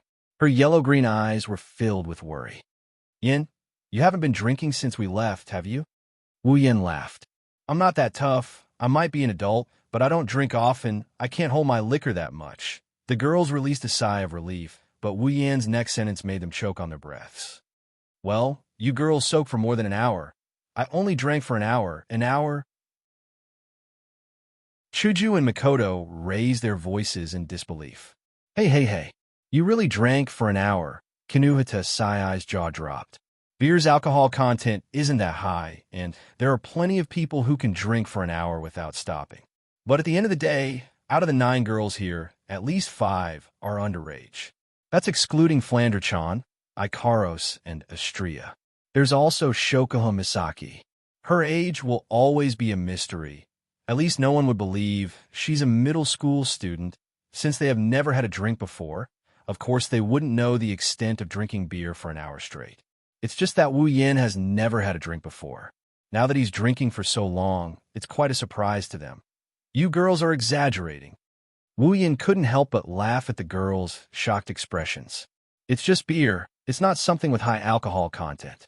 Even if I drink for an hour, I won't get drunk. It's not like I can say that. Drinking is bad for the body. It's not good to drink too much. Chuju said hesitantly. Wu Yin chuckled at Chuju's words. Well, it's fine to do it once in a while, right? The girls went silent for a while before they reluctantly accepted it. Wu Yin narrowed his eyes and raised the glass in his hand, finally revealing a hint of his wolf's ambition. Do you girls want some as well? The girls flinched. Shokuha Misaki suddenly smiled and stared at Wu Yin. Her eyes seemed to be able to see through a person's heart. Shokuha Misaki giggled at Wu Yin. I say, Yin, are you planning to get us drunk? That's why you brought out so much beer, right? The other girls flinched again. When they regained their senses, they glared at Wu Yin. It's clear that they believed Shokuha Misaki's words 100%, because with the Wu Yin they know, he's definitely capable of doing such a thing. Ignoring those piercing gazes, Wu Yin admitted to it in a straightforward and honest manner. That's right. I want to get you all drunk. The girls were stunned. Even if Shokuha Misaki said what Wu Yin was thinking, they didn't expect Wu Yin to admit it so easily. Wu Yin smiled. He knew from the start that he couldn't hide it from these smart girls, so he didn't plan to hide it. Wu Yin picked up a bottle of beer and said to the girls with a smirk. His tone was disdainful, as if he didn't care about anything. Do you all dare to drink? The girls were angered. Wu Yan's disdainful tone successfully made the girls who had made up their minds not to let Wu Yin have his way. Now, they were angered by Wu Yin. It's just super beer. I, Kinuhata Sai, am a member of the Super Dark Department. I'm not afraid of death. Why would I be afraid of a bottle of beer? Kinuhata Sai immediately stood up, narrowed her eyes, and stared at Wu Yin. She grabbed a bottle of beer and poured it. Makoto and Chuju were the same as Kinuhata Sai. These 2 girls are the ones who can't stand being provoked the most. Therefore, with Wu Yan's provocation, these 2 prideful girls stepped onto the path of no return. Let's drink then.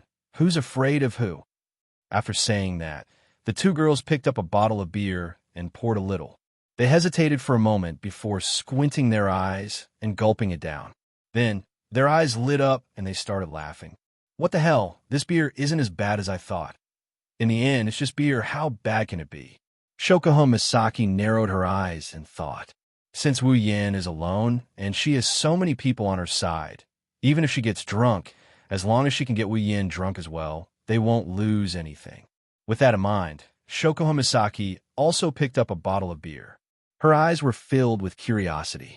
She's curious about the taste of beer. In the end, Shokuha Misaki has never drunk beer before.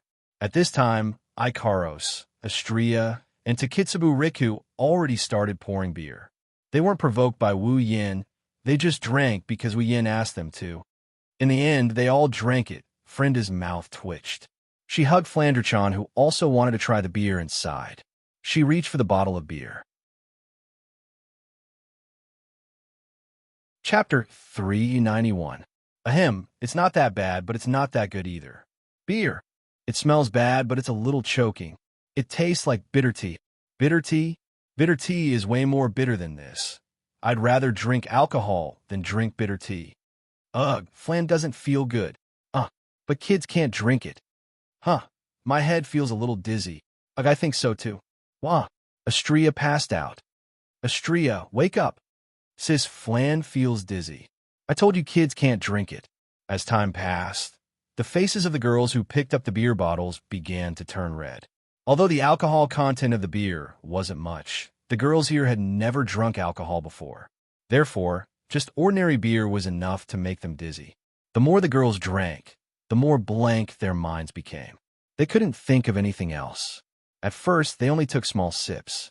Later on, whenever Wu Yin raised his glass, they would reflexively gulp down the beer.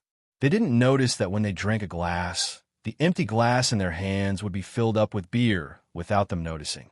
Estrella, who didn't know when to stop, and Flanderchan, who didn't know what was going on, had already collapsed on the floor.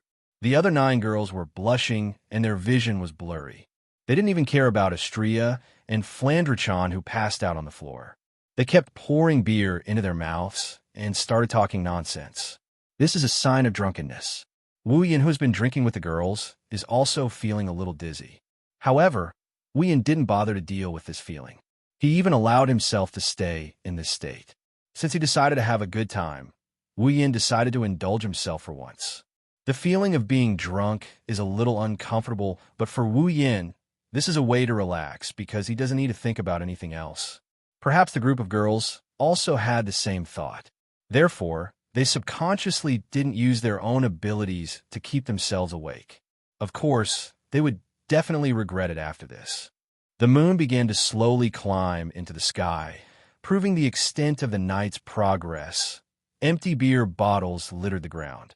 Hinajuku, Mikoto, Ikaros, Flanderchan, Shokuha Misaki, Estrella, Kinuhata Sai, Frenda, and Takitsuriku were all in the same state as the beer bottles.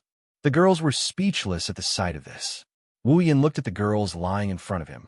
Their faces were flushed red, and their mouths were pouting. Wu Yan's wine-red eyes flashed a little before he smiled proudly. You want to compete with me in drinking?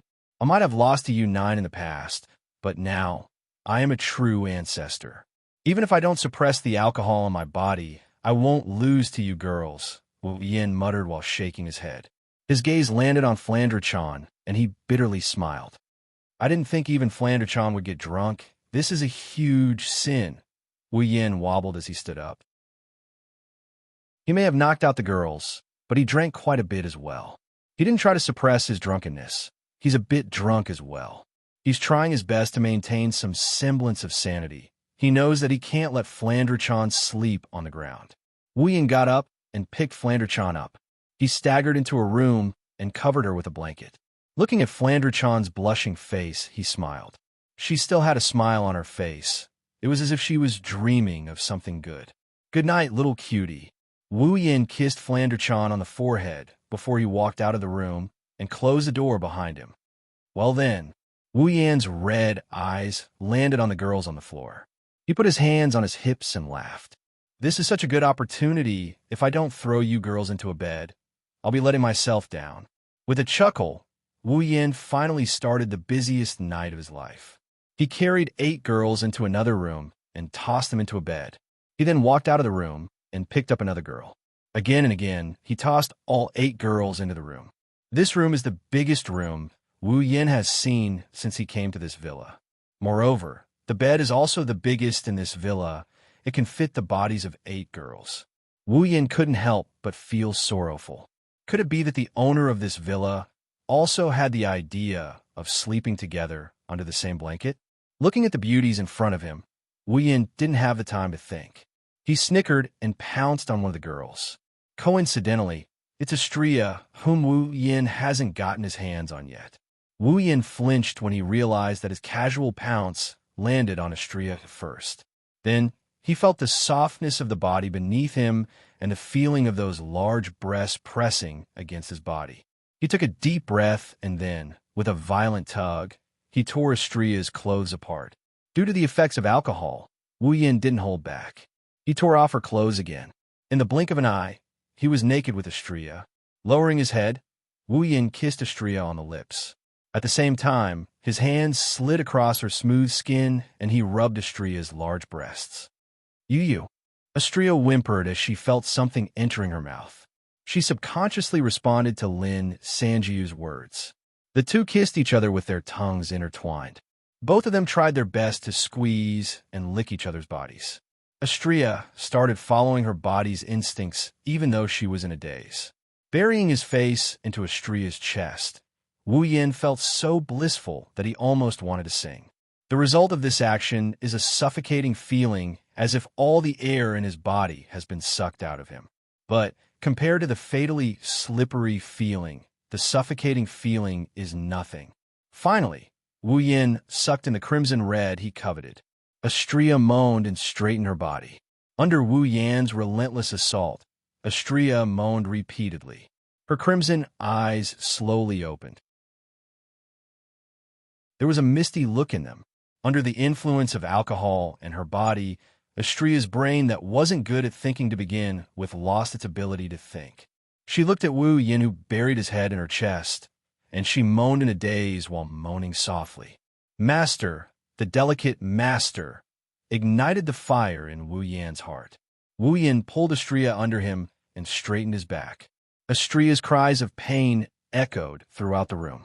Aside from Flander Chan, this gluttonous angel who didn't fall for Wu Yin finally became a true sister to Chuju and the others. Yu, master.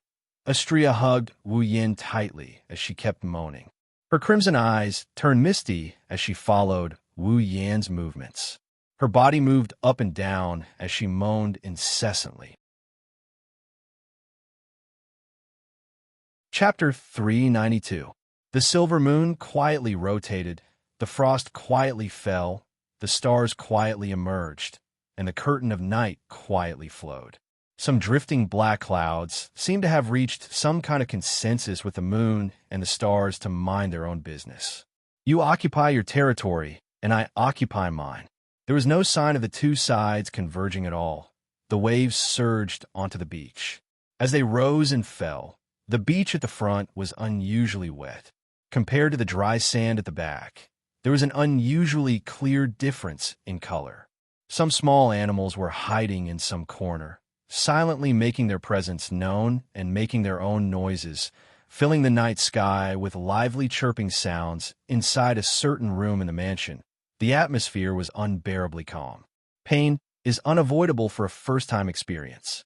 However, when the pain subsides, Astria's body and mind are filled with satisfaction. She couldn't help but moan in pleasure. Astria was like a small boat in the middle of a storm. Her body shook violently as she groaned in pain. A strange smell lingered in the room. The center of the storm became even more violent. Astria closed her eyes as she endured Wu Yan's thrusts. Waves after waves of unfamiliar sensations assaulted her. Astria hugged Wu Yan's neck tightly as she opened her mouth and moaned seductively. Astria couldn't hold back her desire. She didn't have any intention of suppressing it. She didn't care about the 7 sleeping girls beside her. She moaned as loudly as she could. Maybe it's because she hasn't regained her consciousness yet. Or maybe it's because this idiot doesn't know what it means to be reserved. Wu Yan's evil fire burned brighter as he listened to Astria's sweet moans. His thrusts became even more violent as he pounced on Astria. The two of them slowly climbed to the top of the world. When the climax arrived, Astria let out a long moan. Her long moan echoed throughout the space. The space rippled with a faint pink hue. After lying on top of Astria for a few minutes, Wu Yin got up. Astria's crimson eyes glanced at Wu Yin subconsciously. Exhaustion flooded Astria's mind. She slowly closed her eyes and fell asleep. This time, Wu Yin was lying on top of the body closest to Astria. It was Ikaros. Wu Yin reached out and caressed Ikaros's skin that has been caressed countless times. He kissed Ikaros on the lips. His tongue slid into her mouth and captured that little tongue that is slowly moving around. Slowly, they started entangling. He gently tugged on the belt of Ikaros' bathrobe. Ikaros' bathrobe slid down to reveal her body. He lovingly caressed Ikaros' body until she moaned and her skin turned pink. Wu Yin hugged Ikaros and pressed her body against his. His chest pressed against Ikaros' body. He skillfully penetrated her. The forceful entry caused Ikaros to moan. Ikaros slowly opened her eyes, and her indigo-colored pupils landed on Wu Yan's face, who was right in front of her. It's unknown if she woke up or not. Ikaros was panting. Her eyes were blurred. She closed her eyes and welcomed Wu Yan's thrusts. Thus, the light and hurried moaning sounds, but different sounds, once again resounded in this space. As time goes by, Ikaros' moans get louder and louder. At this point, even the thick walls can't block out her moans. Fortunately, in this villa and even the beach, other than Wu Yan's group of 10, there's no one else. Or else, the moans would be enough to make them tremble. Of course, just because no one else can hear it, doesn't mean their own people can't hear it. After who knows how long, when Wu Yan and Ikaros were entangled with each other, a faint whimper came from the side. Wu Yin reflexively turned his head towards the source of the whimper. Shokuho Misaki raised her hand and held her forehead. She struggled to open her eyes. Her pair of starry eyes blinked, telling Wu Yin that she's awake. Shokuho Misaki turned around, and she was stunned as well. She didn't say anything else as she stood there frozen in place. She had a dumbfounded look on her face. The two of them stared at each other blankly. After a while, Shokuho Misaki finally regained her senses. She recalled the scene where she passed out drunk, the scene where the girls were lying on top of each other, and what Wu Yin is doing right now. She understood everything. Seeing Shokuho Misaki's face gradually turning red, Wu Yin cursed. Without waiting for her to react, he reached out and pulled her over. What are you doing? Don't tell me. Shokuho Misaki thought that her sobriety would make Wu Yin hesitate. Following Wu Yan's actions, her expression froze. The smart Shokuho Misaki seemed to have figured out what Wu Yin was going to do. She had a bad feeling. Wu Yin, I'm warning you. If you make me and the other girls do that with you, I will. Shokuho Misaki shouted at Wu Yin. But in the next moment, her words were blocked by Wu Yan's lips. You. Shokuho Misaki was stunned. She slapped Wu Yan's chest, trying to break free from Wu Yan's grasp. Alas, she's a sports idiot. Against a true ancestor, the result is obvious. When Wu Yan tore off Shokuho Misaki's bathrobe, Shokuho Misaki was thoroughly embarrassed. She couldn't believe that she was going to sleep in the same bed with the other girls and do such a thing. Shokuho Misaki could only whimper helplessly as she struggled in Wu Yan's arms. But when Wu Yan grabbed her breasts, Shokuho Misaki went limp and all her strength disappeared. At this time, Wu Yan was still attacking Ikaros. Finally, after a loud moan, Ikaros' body collapsed on top of Wu Yan's body as if she lost all her bones. She panted heavily and closed her eyes in exhaustion. However, Wu Yan didn't stop. After leaving Ikaros' body, he immediately pressed Shokuho Misaki on top of him and spread her legs apart. Don't.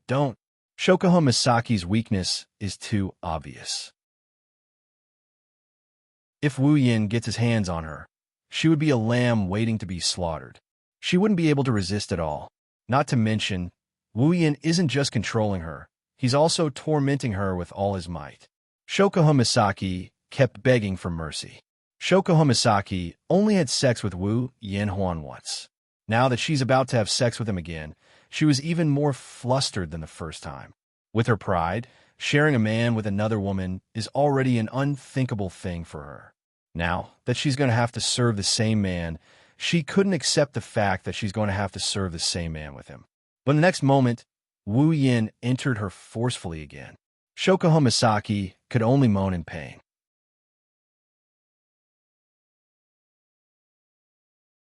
Chapter 393. Unlike Ikaros, Shokuho Misaki already had sex with Wu Yin once. Even though it wasn't that long ago, a man and a woman who tasted the forbidden fruit for the first time are like firewood and fire. Once they meet, it's only a matter of time before they start a fire.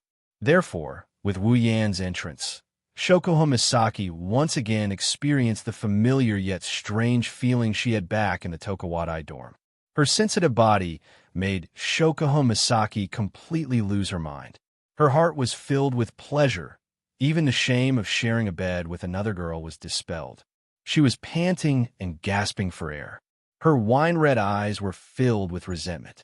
That was Shokuho Misaki's silent complaint against Wu Yan's tyrannical behavior. However, as her body was pounded by Wu Yan, her resentment slowly faded away. What replaced it was a misty look, and her eyes started tearing up.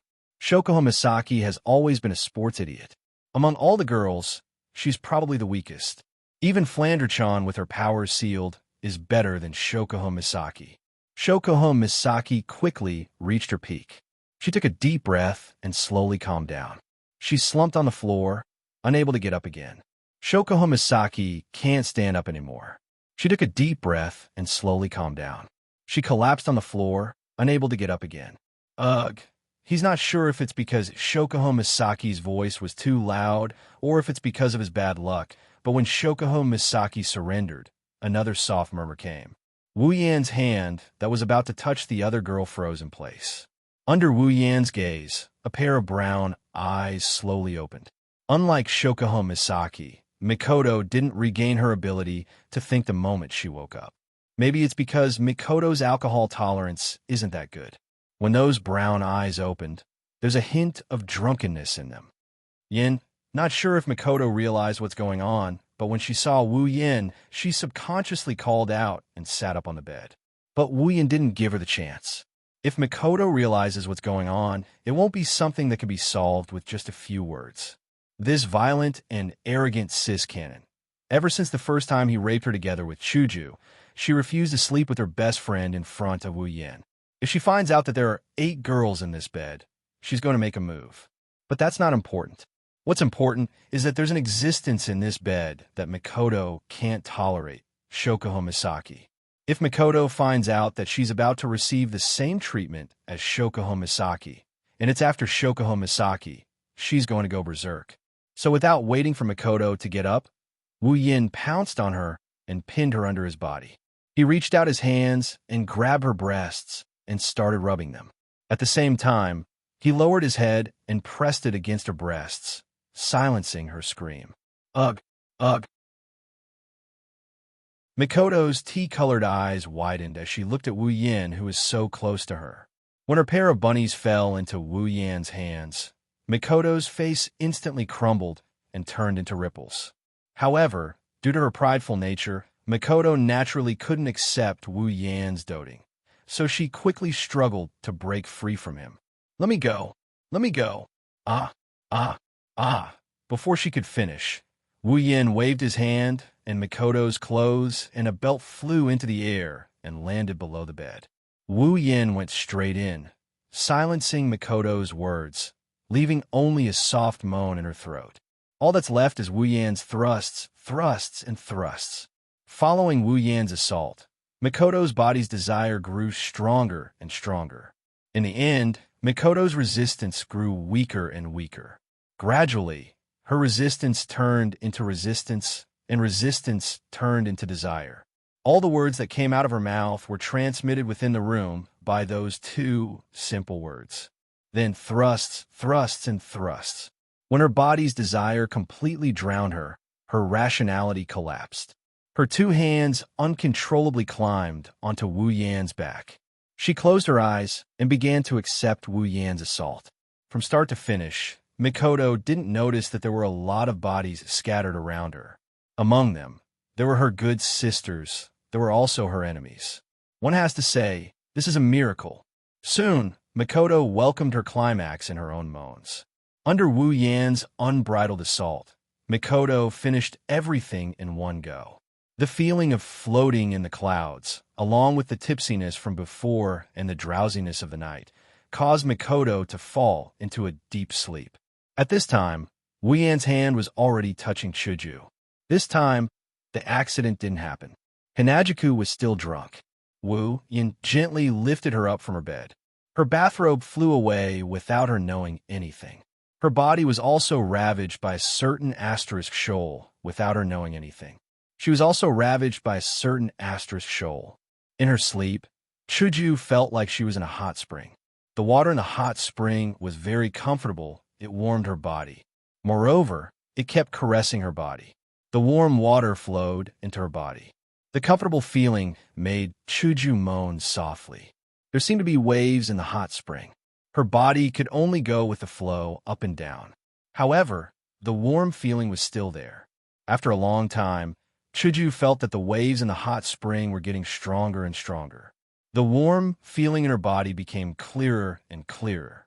Chuju kept moaning until a certain important string in her body was touched.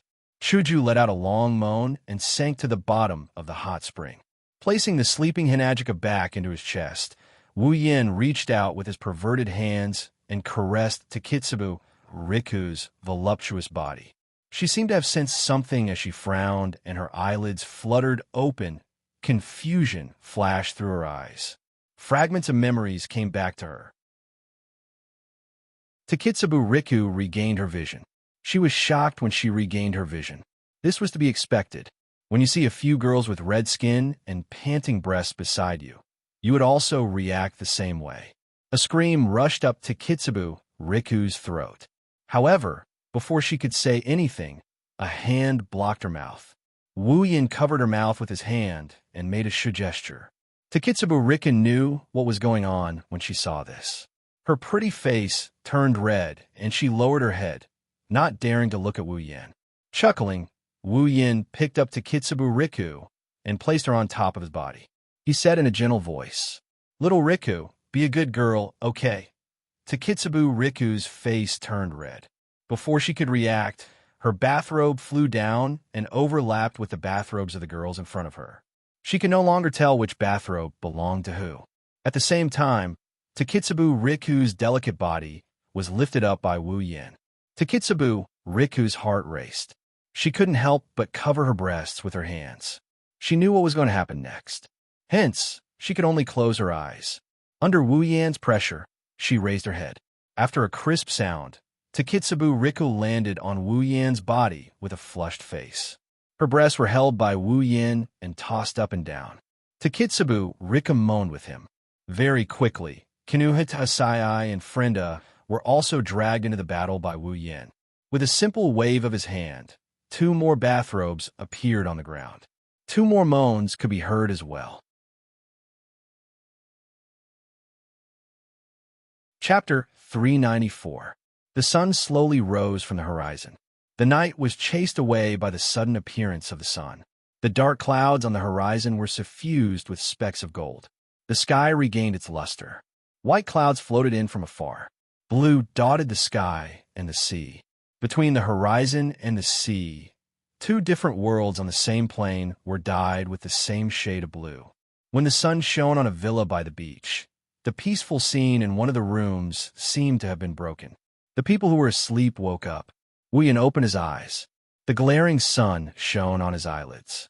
He wanted to raise his hand to block the sunlight, but he realized he couldn't raise his hand. In his wine-red eyes, the sleeping figures of Hinajiku and Mikoto appeared in his vision. Right now, the 2 of them are lying on his left and right respectively, each holding one of his arms. No wonder he couldn't raise his arms. He looked up and saw Hinajiku, Mikoto, Ikaros, Shokohama Misaki, Astria, Kinuhita Sai, Frenda, and Takitsubu Riku lying on the same bed as him. Wu Yin was shocked. Fragments of memories from last night slowly flowed into his mind. Wu Yin finally remembered what he did last night. A smile appeared on his face. Wu Yin almost laughed out loud. He finally realized his dream of having all of his wives sleep on the same bed. Of course, other than Flander-chan, all of his summons are sleeping on the same bed as him. The sense of accomplishment is unimaginable. Of course, the summons here don't count as the Misaka sisters. Pride surged his chest. He has never felt this proud before. This is a historical moment that could become a milestone in his life. Wu Yin tilted his head as he looked at the girls around him. Then, he said something that really deserves a beating. The Crystal Palace is endless. Comrade, you still have to work hard. Maybe even the heavens couldn't stand Wu Yan's pride. Under the infinite will of the universe, Chuju, Mikoto, Ikaros, Shokuho Misaki, Estrella, Kanuhata Sai, Frenda, and Takitsubu Riku all mumbled. Their eyelids started trembling. Wu Yan's smile froze, and his heart started pounding.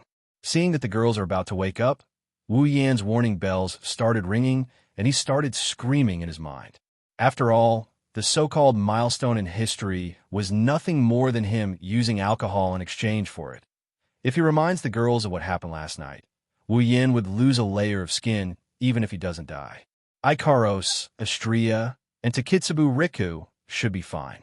These three women are extremely obedient to me, so there shouldn't be any problems. Kanuhata Sai and Frenda, on the other hand, will definitely feel embarrassed. But considering their combat prowess and everything that happened in the past, there shouldn't be any problems. However, the other three are different. Chuju and Mikoto will definitely throw away their hatchet without hesitation.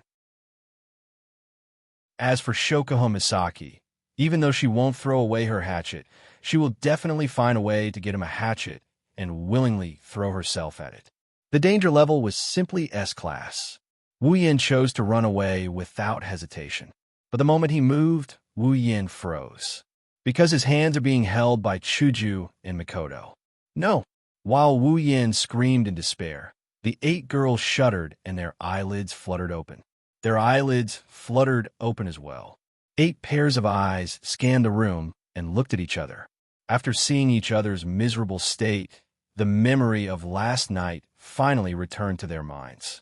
Then, under Wu Yan's gaze, the 8 girls' faces turned red. Between the beautiful horizon and the sea, on the deserted beach, inside the villa, a few extremely shocking voices gathered together and let out an earth-shattering scream that pierced through the clouds. Bang! The door to the room was violently flung open. Wu Yin came out of the room with his clothes in a mess. At the same time, Hinajiku, with a crystal sword in her hand, and Mikoto, with an iron sandsword in her hand, also flew out of the room with their clothes in a mess. The only difference is that the former is running away pathetically, while the latter has a face full of killing intent. Wu Yin, who was running away, was shocked. He leaped away from his original spot. Almost at the same time, a crystal sword and an iron sandsword slashed at the spot where Wu Yin was just a moment ago. A strand of hair fell to the ground. Wu Yin was scared witless. He yelled at Chuju and Mikoto. "You two, are you trying to murder your husband?" Chuju gritted her teeth. Her face still had a trace of anger. She raised her white cherry and said with a murderous look, "This is called cleaning house." Wu Yin couldn't stay calm anymore. "Who taught you to say that?" Mikoto took 2 steps forward, her other hand also materializing an iron sandsword. Her face was gloomy. "You can stand there obediently and let us chop you up, or wait for us to catch you and chop you into 18 pieces. You decide." "You can't do this." Shokuho Misaki came out of the room with a group of girls. Except for Ikaros and Takitsubu Riku, who had a worried look on their faces, the other 4 girls had a cold look on their faces. Shokuho Misaki straightened her clothes and sneered. "Little Yin, you have the body of a true ancestor. You can't die. Why don't you just let us vent our anger on you?" To make the always smiling Jusama speak in such a tone, one can only imagine how angry Jusama is. Wu Yin swallowed his saliva and forced a smile. Must it be so bloody? Of course. Other than Ikaros and Takitsubu Riku, the other 6 girls answered without hesitation. This made Wu Yan's scalp tingle. "You, Oni-san, it's so noisy." The door opened and Flander-chan rubbed her eyes while hugging a pillow. She told Wu Yin how cute she is. The girls were stunned by her cuteness. Wu Yan's face lit up, and he rushed to Flander-chan's side and hugged her. "Flan, did I wake you up? It's Oni-san's fault. Are you hungry?" "Yes. Yes, Flander-chan is hungry." Looking at Wu Yin hugging Flander-chan, the girls couldn't help but curse Wu Yan's shamelessness. With Flander-chan in his arms, who would dare to make a move. The girls stared at Wu Yin with a dark expression. They wanted to stare him to death. Wu Yin chuckled awkwardly. Spalier World Academy, Villa District. Inside one of the villas, a bright light flashed without warning. The next moment, Wu Yan's group of 10 appeared in the hall. "Oh, I'm back." Wu Yan sighed. He sounded like he had gone through a lot of ups and downs. It's as if he didn't go on a vacation, but instead, he went for an exam. "Oof." Shokuho Misaki snorted and walked out of Wu Yan's villa without looking back. Kinuhata Sai and Frenda had the same reaction. They snorted and followed behind Shokuho Misaki. Takitsubu Riku smiled apologetically and followed after them. "Oof." Astria snorted and stuck her tongue out at Wu Yan. "Master! Idiot! Idiot!" Astria followed after him. Wu Yan felt a bit resentful. Looks like this time, he really got himself into a lot of trouble. Hinajiku and Mikoto didn't even look at him as they went back to their rooms and slammed the door shut. Looks like they're still in a fit of anger. Wu Yan shrunk his neck and smacked his lips. "I should think about the upcoming academy competition." Chapter 395. 3 days of time quietly passed under the anticipation of the Spalier World Academy students. On the third night, when the last of the moon disappeared from the horizon, a faint light began to drive away the darkness. The bright golden light seemed to indicate the arrival of a new round of competition. As the first ray of morning light sprinkled into the Spalier World Academy, the quiet atmosphere of the academy suddenly broke. The lively atmosphere from a few days ago reappeared once again. It didn't diminish even after 3 days of rest. It's still as lively as ever. Today is the day of the competition between the top 10 of the academy. Now that the competition has progressed to this stage, it's basically entered the real competition stage. Every student is looking forward to the birth of the champion. Within an extremely short period of time, the spacious square had already become packed with people. Boiling noises continuously rang beside everyone's ears. The fiery atmosphere caused everyone who entered the square to feel a little affected. When Wu Yan's group arrived at the high platform, whether it's the stands or the high platform, it's already packed with people. Although 90 contestants have been eliminated after 2 rounds of elimination, they still participated in the competition. Therefore, the high platform prepared for the contestants is still open to those who failed to make the cut. As for the battle between the top 10, even if they can't participate, it's still good to be able to watch from the sidelines. Therefore, everyone brought their friends or subordinates along. As for the stands, maybe the audience didn't notice it, but the people on the high platform did. There are a lot of people in the stands, and they're all Spalier World Academy teachers. Obviously, the battle between the top 10 is enough to attract the attention of these arrogant teachers. When Wu Yin, Chuju, Mikoto, Ikaros, and Flandre-chan stepped onto the high platform, countless gazes began to fall on them.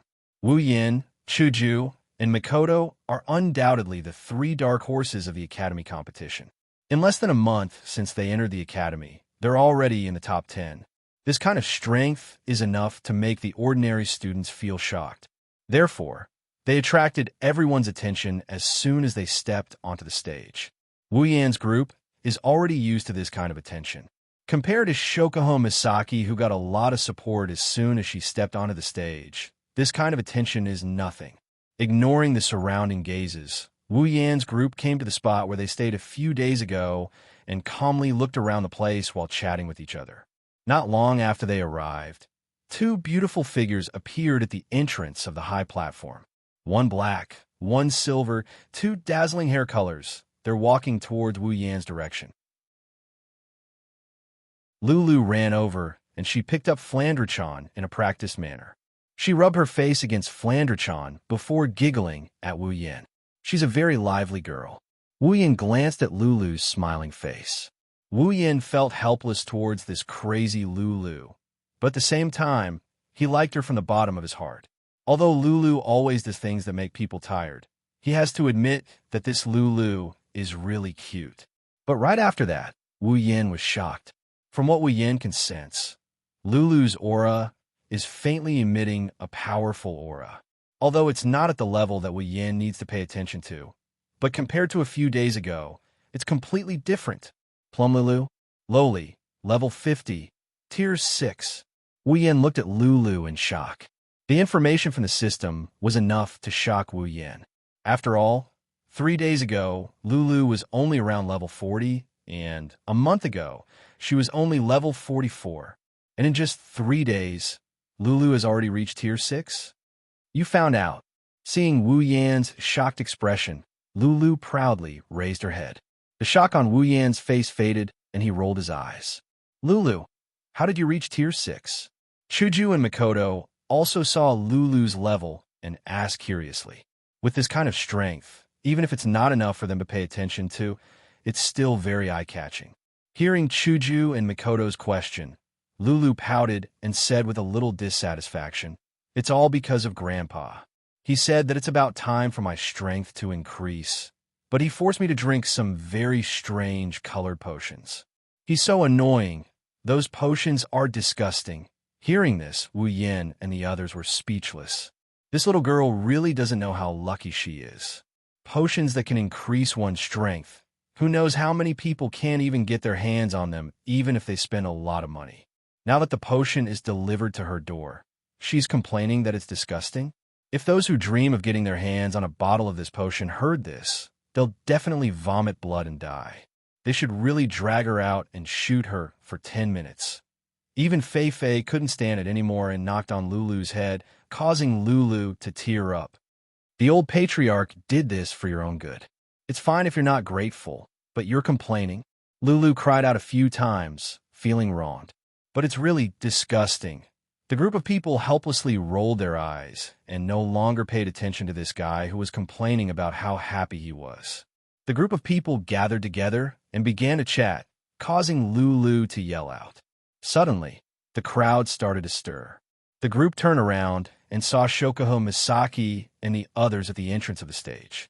As the most dazzling stars of the academy, the commotion caused by them was naturally bigger than Wu Yan's. Shokuho Misaki glared at Wu Yan and walked away as if nothing happened. Wu Yan shrugged helplessly.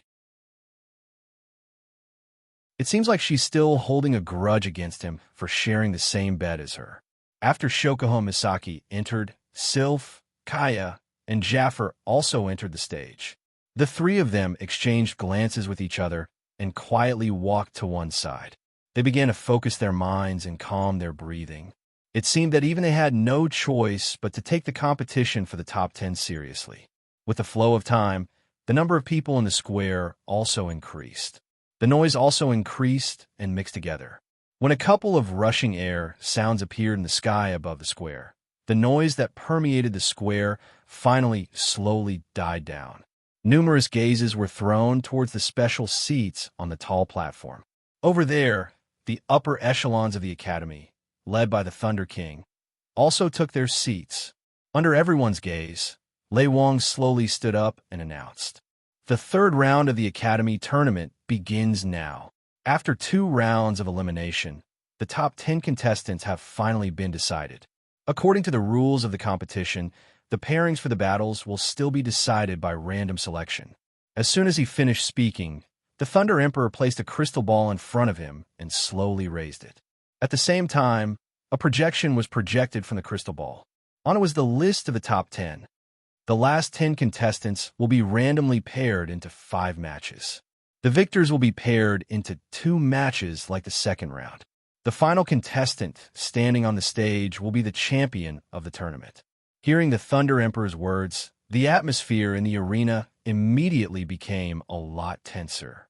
Everyone stared at the crystal ball on the special elevated platform in silence, their hearts faintly stirred. The final round of the Academy tournament is about to begin. The Thunder King chuckled softly. As if to whet everyone's appetite, he slowly opened the crystal ball and raised it in front of everyone. However, the smile on his face quickly disappeared and was replaced by a look of astonishment. When everyone saw the list of opponents on the crystal ball, they all had the same expression as the Thunder King. After the Thunder Sovereign recovered his wits, his gaze slowly shifted to a spot on the tall platform as he helplessly shook his head. The first match of the third round of the Academy tournament. Wu Yin versus Jaffer. The entire plaza was silent. Chapter 396. Everyone on the tall platform looked at each other. None of them had expected that the new student, who had been famous in the academy for the past month, would actually meet such a person here. Jaffer is one of the top 3 in the Spalier World Academy. The only one who can compare to him is Ka, and the only one who can suppress him is Sylph. Wu Yin is strong. Wu Yin proved this point in the past month. However, compared to Jaffer, who is at the peak of Tier 8, at least in the eyes of the public, no one thinks Wu Yin is a match for Jaffer. Perhaps if it was Mikoto, they wouldn't doubt Jaffer's defeat. However, it's Wu Yin. They can only shake their heads helplessly. It's a pity that this powerful newcomer can only make it this far. Ka glanced at Wu Yin and sighed. There's a trace of regret between his brows. Even though Ka values Wu Yin's strength, he doesn't think highly of Wu Yin. After all, even though he's 1 rank higher than Jaffer, they're on par in terms of strength. Kai can't tell how strong Wu Yin is. After all, Wu Yin didn't use Do Chi or magic, so he can't tell how strong he is. However, from the previous matches, Kai can tell that Wu Yin hasn't reached Tier 8 yet. Without reaching Tier 8, even if Wu Yin is at the peak of Tier 7 and is only 1 step away from Tier 8, this 1 step is like the difference between heaven and earth. Only those who reach Tier 8 will know that at this level, the difference between tiers is not something that can be made up with just 1 or 2 powerful armaments and secret arts. Challenging someone above one's level might be possible in the lower or middle levels, but in the higher levels, that is, the 7th level and above, it was undoubtedly a fool's dream. At the very least, Kaya had never seen anyone like that. Everyone's gaze involuntarily turned towards Jaffer. As the person in question, Jaffer didn't show much emotion. His expression was extremely calm. In Jaffer's mind, only Sylph, Ka, Mikoto, and Astria are worthy of his attention. He doesn't really care about the others. That guy is finally coming to an end. On the stage, Bing Mian almost jumped up and laughed out loud. Bing Ling lost to Wu Yin 3 days ago, and he's still holding back his anger. He was cursing Wu Yin for running into Jaffer during the tournament, but he didn't expect it to come true. Bing Ling, who recovered from his injuries, furrowed his brows and looked at Wu Yin. No one knows what he's thinking. Yin, Lulu, and Fei Fei looked at Wu Yin worriedly. They've been in the academy for a long time, so they know how strong Jaffer is. Please, have some faith in me, okay? Wu Yin looked away from the crystal ball projection and looked at Lulu and Fei Fei. He saw the worry on their faces and shook his head with a bitter smile. He rubbed Lulu's head. The other girls had a heavy expression on their faces. Even Hinajiku, Mikoto, Ikaros, and Flandre-chan, who trusted Wu Yin all this while couldn't help but look worried. After all, Jaffer is a rank 8, while Wu Yin is only level 68. True ancestor bloodline, infinite martial refinement, and King's Babylon make Wu Yan's strength immeasurable. However, they don't know if he's a match for a real rank 8. Wu Yin didn't know whether to laugh or cry when he saw the depressed looks on the girls' faces. Jaffer is strong, but it's hard to tell who will win in a real fight. With his current strength, Wu Yin can even defeat Sylph if he goes all out, let alone Jaffer. After all, Meteor Shower is something that even IYSSI and Archangel Divinity are wary of. It's not something Sylph can compare to. Even if she has a gold armament, Wu Yin is certain his Meteor Shower is much stronger. Of course, Meteor Shower is too powerful. Wu Yin doesn't dare to use it in this crowded plaza. However, even without Meteor Shower, Wu Yin is confident that he won't lose to Jaffer even if he can't win against Sylph. Lei Wang slowly retracted his gaze from Wu Yin. In his heart, he is still biased towards this little fella who has an unusual relationship with Lulu. He can clearly see that ever since she met this mysterious little fella, Lulu has been smiling a lot more than usual, and he can't tell how much more sincere she has become. Every time Lien Feifei spoke, the topic of conversation would involuntarily shift to this friend of hers whom she had known for less than half a year. Every time they talked, Her face would be radiant with joy, causing the Thunder King to have a good impression of this little fellow who had changed Lulu and Fei Fei's lives. If possible, Lei Wang still wants Wu Yin to win, and that's exactly what he's hoping for. Both sides, onto the stage. Following Lei Wang's voice, everyone's gaze shifted to Wu Yin and Jaffer. Silence ensued. Yin. Lulu suddenly tugged on Wu Yan's sleeve. Her gem-like eyes stared straight at Wu Yan's face. Her gaze was filled with trust. Yin, I believe in you. You can definitely defeat him. Big brother will definitely defeat that big guy. Flandre-chan nodded repeatedly. Her red eyes had a vicious glint in them. If she could, she'd really like to toy with Jaffer until he breaks. Chuju, Mikoto, Ikaros, and Fei Fei also looked at Wu Yin with trust. Jaffer might be strong, but they believe that Wu Yin won't disappoint them. Wu Yin felt warmth in his heart when he saw the trust in the girls. He couldn't help but laugh out loud as he rubbed Lulu and Flandre-chan's heads. How can you still laugh? A sweet voice came from the front of Wu Yin. At the same time, gasps of disbelief could be heard from the spectator stands and the high platform. Everyone looked up. They saw Shokuho Misaki, Astria, Kinuhata Sai, Frenda, and Takitsubu Riku walking over with different expressions. Shokuho Misaki rolled her eyes at Wu Yin. Judging from the way she complained just now, it's obvious that she's an acquaintance. Everyone was in an uproar. The Academy Queen, Shokuho Misaki, the leader of Starlight Queen, the idol of every student. She doesn't seem to have a good relationship with Wu Yin. This is enough to drive everyone crazy. After all, the Queen of the Academy was famous in the Academy for not showing any interest in men. It could even be said that she disdained men. Shokuho Misaki doesn't care what those people think. Although she has gained a lot of popularity in the Academy, it's only because of her unusual interest, which is more of a hobby.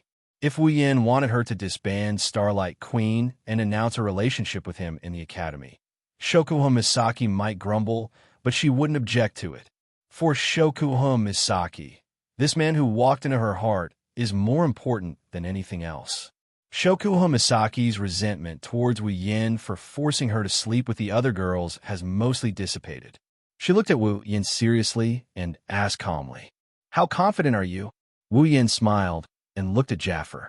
"If you trust me, then 100%. Chapter 397. At the very least, if Wu Yin wants to drag Jaffer down, he can use the true ancestor's immortality to do so.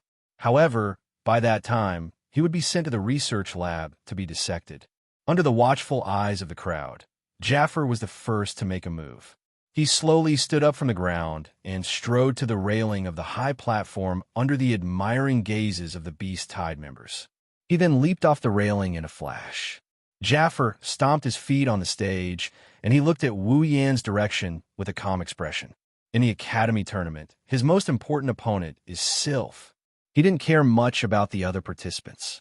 It's not that there's no one here who can match up to Sylph. He has seen Mikoto's strength before.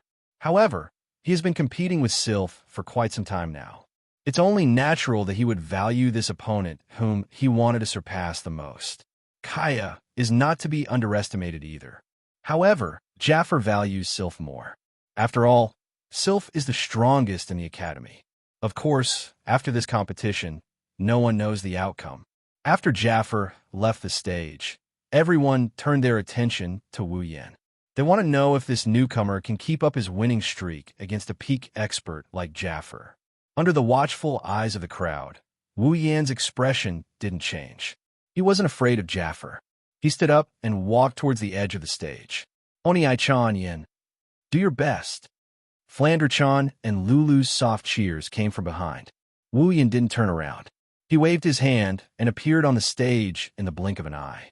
Wu Yin lifted his head and he met Jaffer's gaze. Both of them looked at each other with an inexplicable look in their eyes. Wu Yin has been avoiding direct confrontations with Tier 8 combatants like Sylph, Kaya, and Jaffer. He's still a Tier 7. If possible, he didn't want to go all out. But if there's nowhere to run, Wu Yin isn't going to back down. Jaffer, on the other hand, didn't pay much attention to this newcomer, but he still paid attention to him.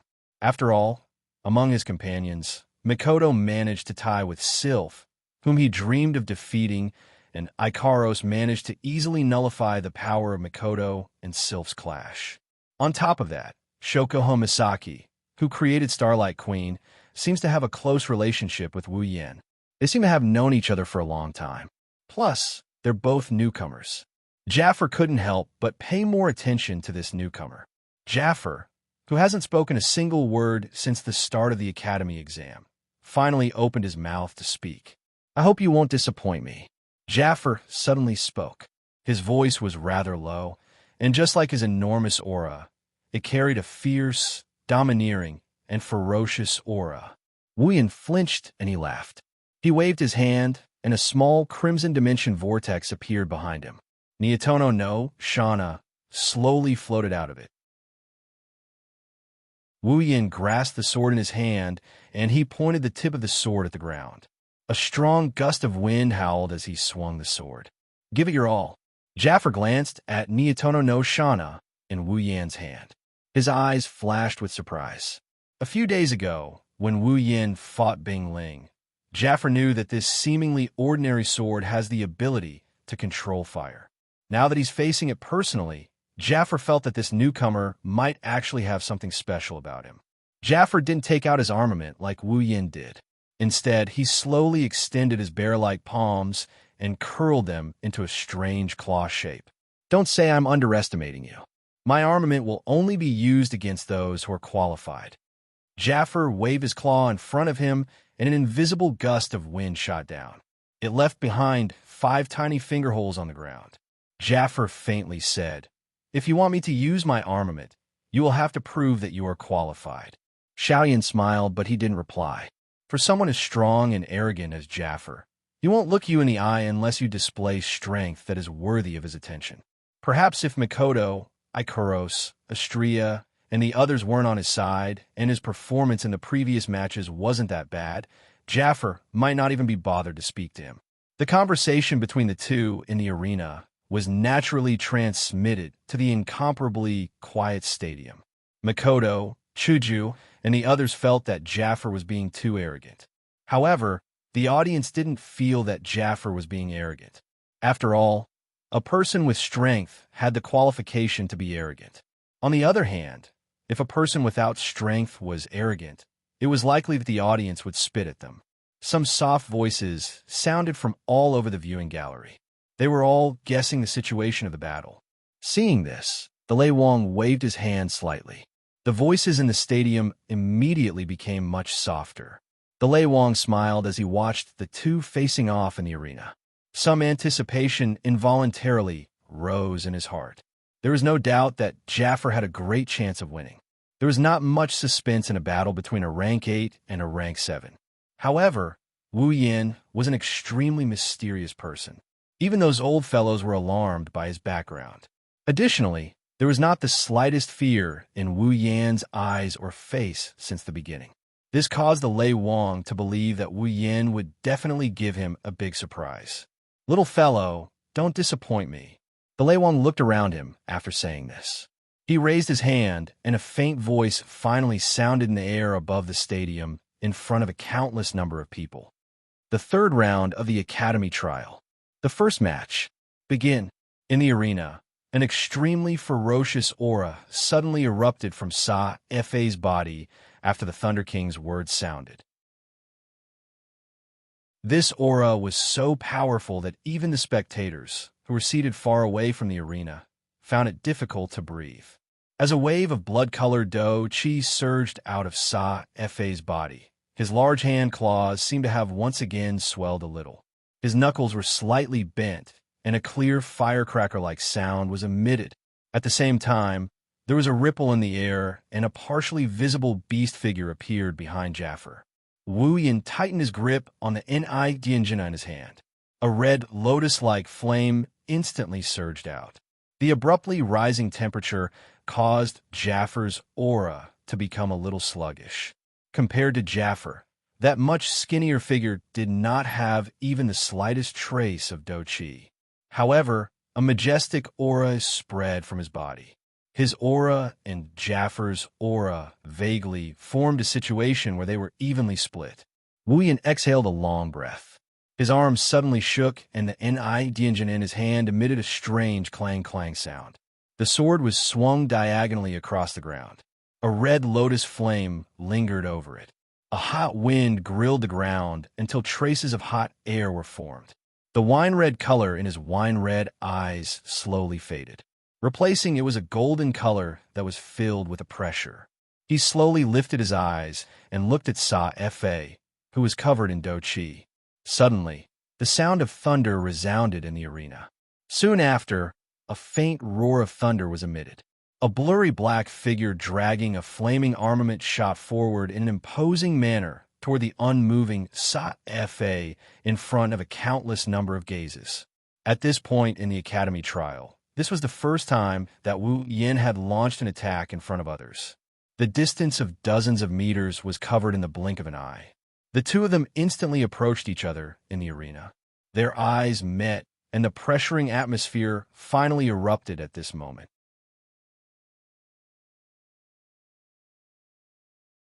Chapter 398. Qi.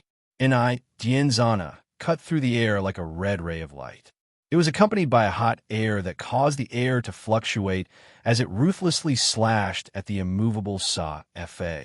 The force was so strong that even the air beneath the sword was completely expelled. A low and deep sonic boom sounded like an explosion that resounded from underground. It was muffled and terrifying. The hot wind from the red lotus flame pressed Sa Fa's special student uniform tightly against his skin. At a glance, one could tell that if this attack hit, forget about the sharpness of the armament and the force on it being able to seriously injure Sa Fa.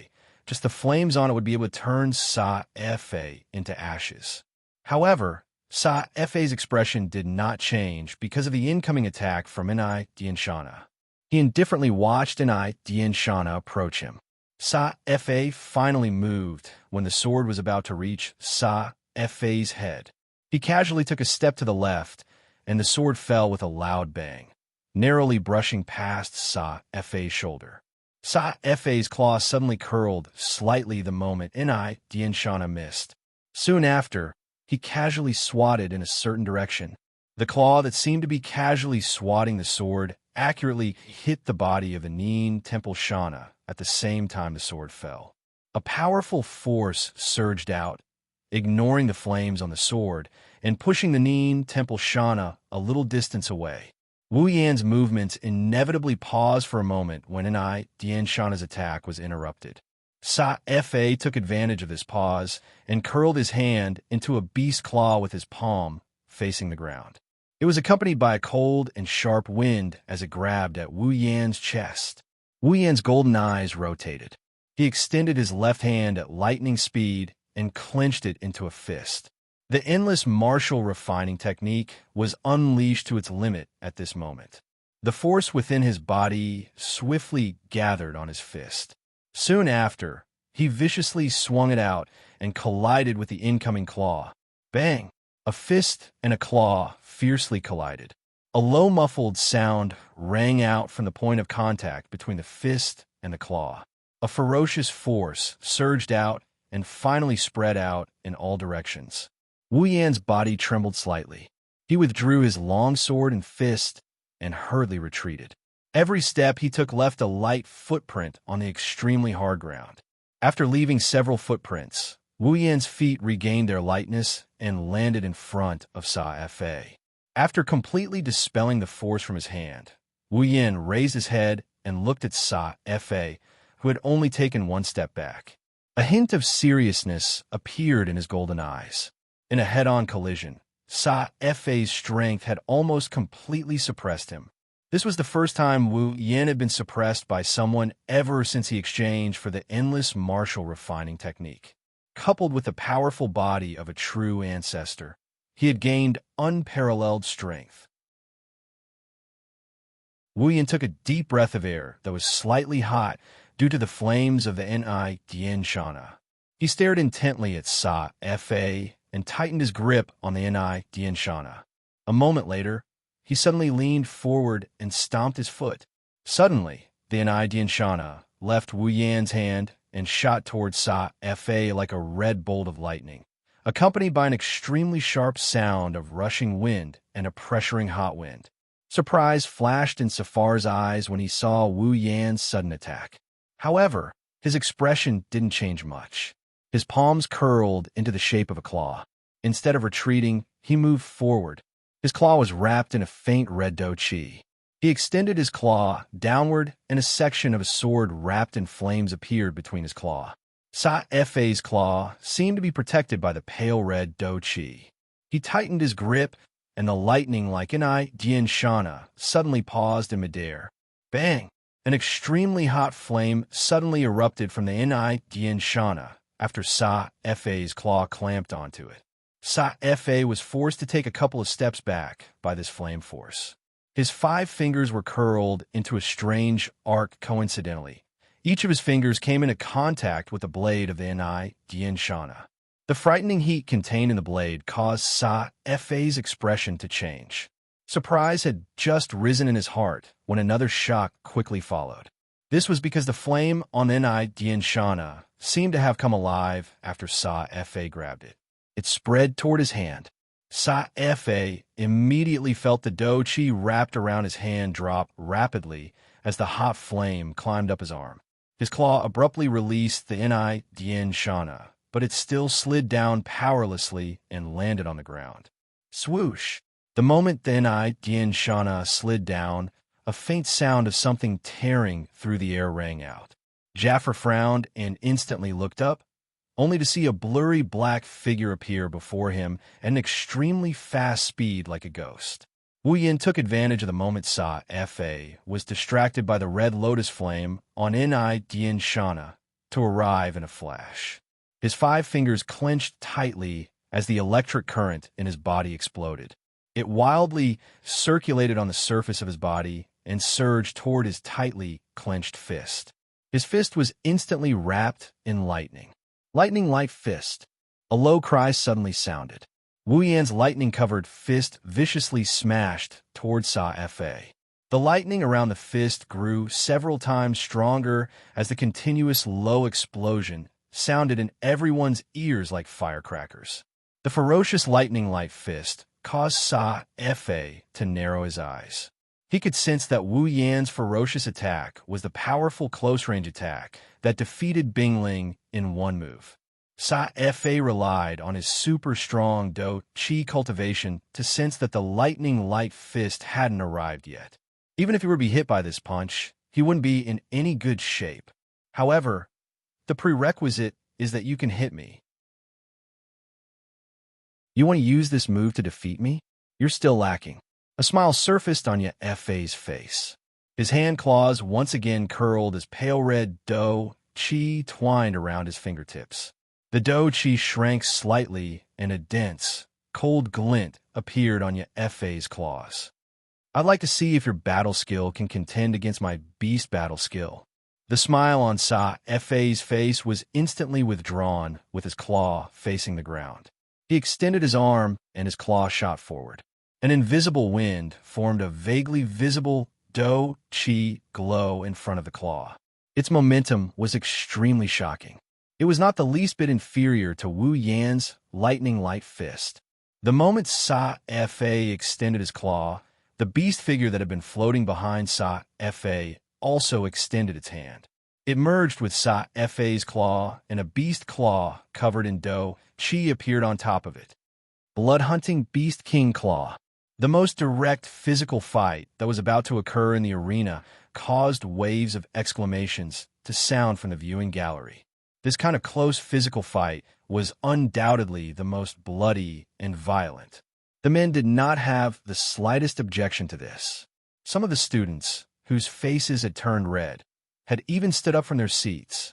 Under the attentive gazes of countless people, the fist and claw, each containing an extremely powerful destructive force, finally collided head-on. Bang! A loud and clear explosion sounded in the air above the square. A wave of wind formed from the force of the collision surged out from the point of contact between the fist and claw of the two people.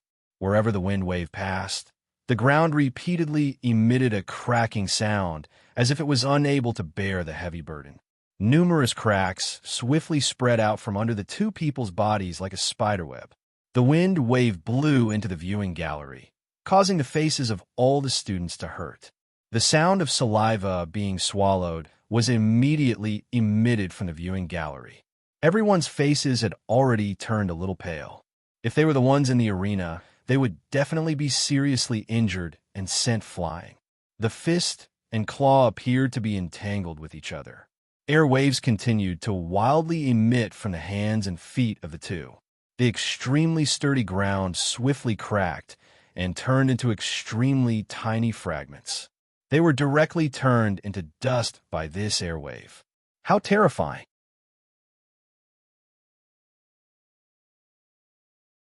Chapter 399.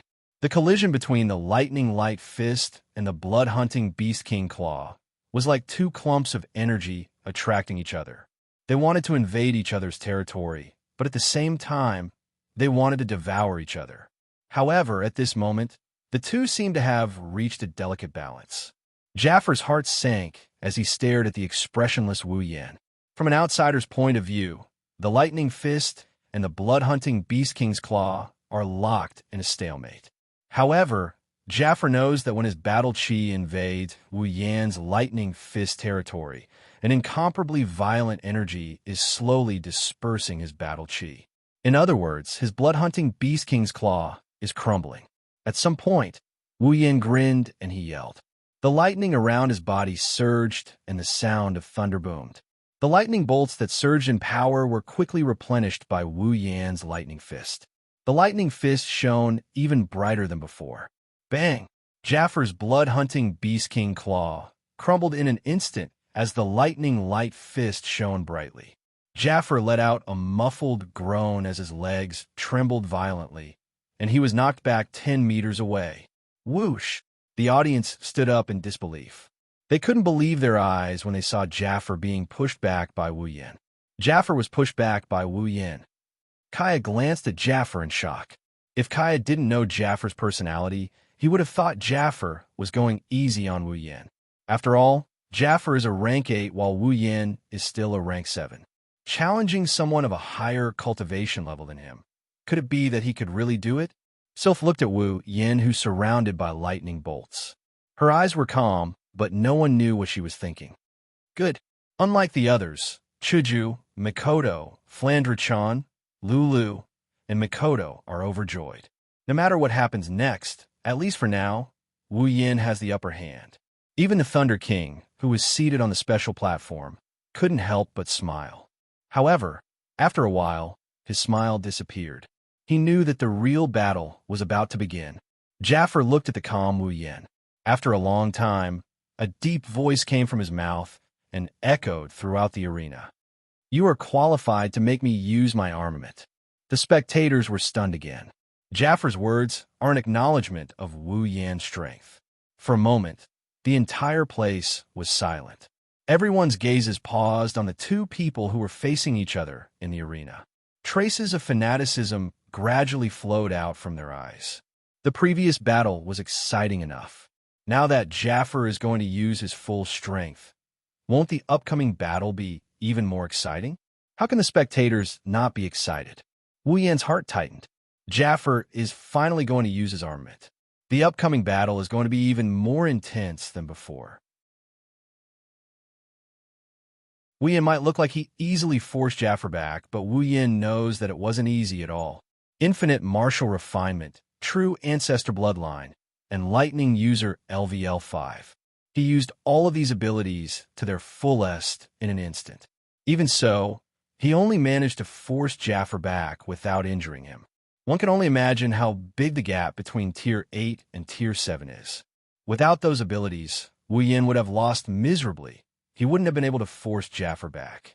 Even if Wu Yan has some trump cards he hasn't used, who can be sure that Jaffer doesn't have any trump cards? At this moment, Jaffer also began to move. He raised his hands, and a pair of razor-sharp claws appeared in his hands. The front end had 4 steel claws glinting with cold light, while the back end had a buckle that could be fastened to his fists. Under everyone's gaze, Jaffer quietly grabbed the pair of sharp claws. In the next second, a dense blood aura began to rise from Jaffer's body. Specks of blood-red light danced in the air. Under the influence of the blood aura, Jaffer's faint red dough chi turned blood red. A ferocious beast aura emanated from Jaffer. The beast shadow behind Jaffer solidified a bit. Wu Yan's heart sank. He took a step forward, and the lightning around his body intensified. Crackling sounds echoed incessantly. Wu Yan looked like the god of thunder descending to the mortal world. He clashed with the beast's aura. Interesting. Jaffer grinned. His sharp claws drew 2 arcs in the air. The cold light from the claws flickered in the air. It was a chilling sight. In the next moment, Jaffer crouched down and suddenly bounced up. His golden pupil shrunk, and he saw Jaffer closing in on him like a wolf. Wu Yan shuddered, and he quickly retreated. However, Jaffer was truly fast. The moment Wu Yan retreated, Jaffer had already arrived in front of Wu Yan. Jaffer reached out with one hand, and the sharp claws on his fist went straight for Wu Yan's chest. A thick blood-red combat aura surged into Jaffer's sharp claws. The shadow of a beast's claw was faintly discernible. The sharp claws went straight for Wu Yan's chest. The wind generated by the claws was extremely sharp, and the combat aura was extraordinarily dense. If Wu Yan were to be hit by this attack, he would definitely be severely injured. Just as the claws were about to touch Wu Yan's chest, Wu Yan suddenly gave up on blocking the attack. The claws went through his arms and went straight for his chest. Wu Yan's free hand pointed at the void. A crimson spatial ripple appeared from Wu Yan's finger and spread in front of Wu Yan. When the ripple faded and the crimson spatial ripple took shape, a dozen iron sand sword shot out from the spatial ripple and blocked Jaffer's claws. Violent lightning surged out of Jaffer's body and landed on the iron sand swords. The iron sand swords buzzed and began to vibrate rapidly. They firmly protected Wu Yan behind them and formed an indestructible iron sandsword wall. Jaffer's expression changed slightly before sinking. Only now did Jaffer remember that Wu Yan still had this move up his sleeve. You want to block my attack with a few armaments that aren't even rare grade? A cold glint surged in Jaffer's eyes. He did not withdraw his attack. Blood-colored combat aura surged violently, and the surface of his body flashed with a dazzling light. The wind generated by the claws also became a little sharper, and the shadow of the beast claw became a little more solid. In the next moment, the sharp claws heavily slammed into the sword wall formed by the iron sand swords. Clang! The sharp claws collided with the iron sword, and the sound of weapons colliding rang out. Following this crisp sound, a claw mark appeared on the iron sword wall. Clang! Clang! Clang! Sa-Fa instantly extended his claws again after the first claw attack. Blood-colored dough chi lit up on both of his claws, and numerous claw shadows were formed in the air. Soon after, they continuously landed on the iron sandsword wall. Immediately, the entire arena was filled with the sound of weapons clashing together. The hearts of the audience were all raised. Some of them had already clenched their fists tightly. They could not help but break out in cold sweat for Wu Yan when they saw that Jaffer had been forced back a moment ago. The situation had turned around in an instant. Yan, Lulu's hands were constantly moving. Her eyes were filled with anxiety as she watched Wu Yan being forced back by Jaffer's attacks. Lulu was about to die from anxiety. Jaffer's attacks were extremely ferocious. If even one of these attacks landed on Wu Yan would not have a good ending.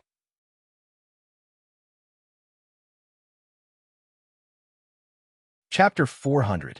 Jaffer's frenzied attacks caused more and more claw marks to appear on the iron sandsword wall. At this point, there were already a few claw marks that penetrated the iron sandsword wall. Jaffer turned into a ferocious beast as he unleashed a barrage of claws at Wu Yan. Many of the spectators felt a chill down their spines as they watched Jaffer unleash his ferocious attacks. Some of them felt pity for Wu Yan. Wu Yan's defeat would be the moment the iron sandsword wall crumbled under Jaffar's ferocious attacks. Only Sylph, Ka, Mikoto, and a few others remained calm. They noticed that Wu Yan had one hand on the iron sandsword wall, while the other hand was flashing with electricity. Jaffar was completely unaware of Wu Yan's actions. He continued to attack the iron sandsword wall with his claws. The iron sandsword wall was on the verge of crumbling under Jaffar's ferocious attacks. The iron sandsword wall let out a cracking sound under Jaffar's frenzied attacks. When Jaffar attacked with his claws again, the iron sandsword wall couldn't hold on any longer. The iron sandsword wall shook violently and finally exploded under Jaffar's claw attack.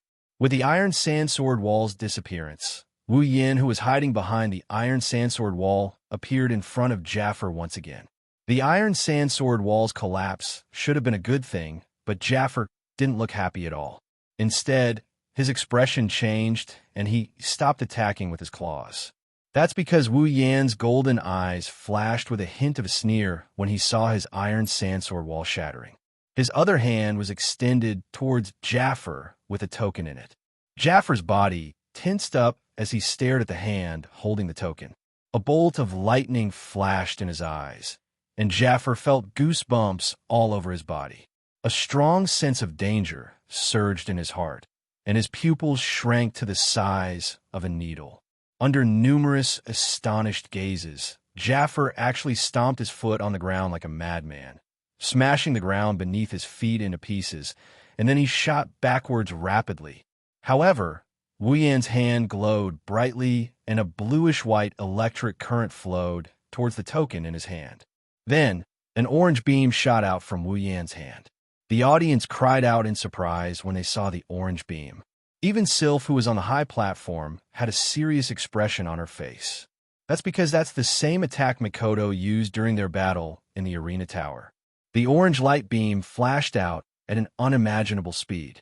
In the blink of an eye, it had arrived in front of Sa-Fa. As his expression rapidly changed, Jaffar clenched his teeth and roared.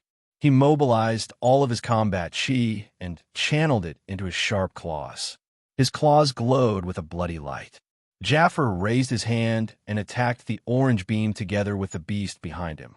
However, at the next moment, a crimson ripple emerged between the orange beam and the crimson claw. The orange beam instantly darted into the crimson space.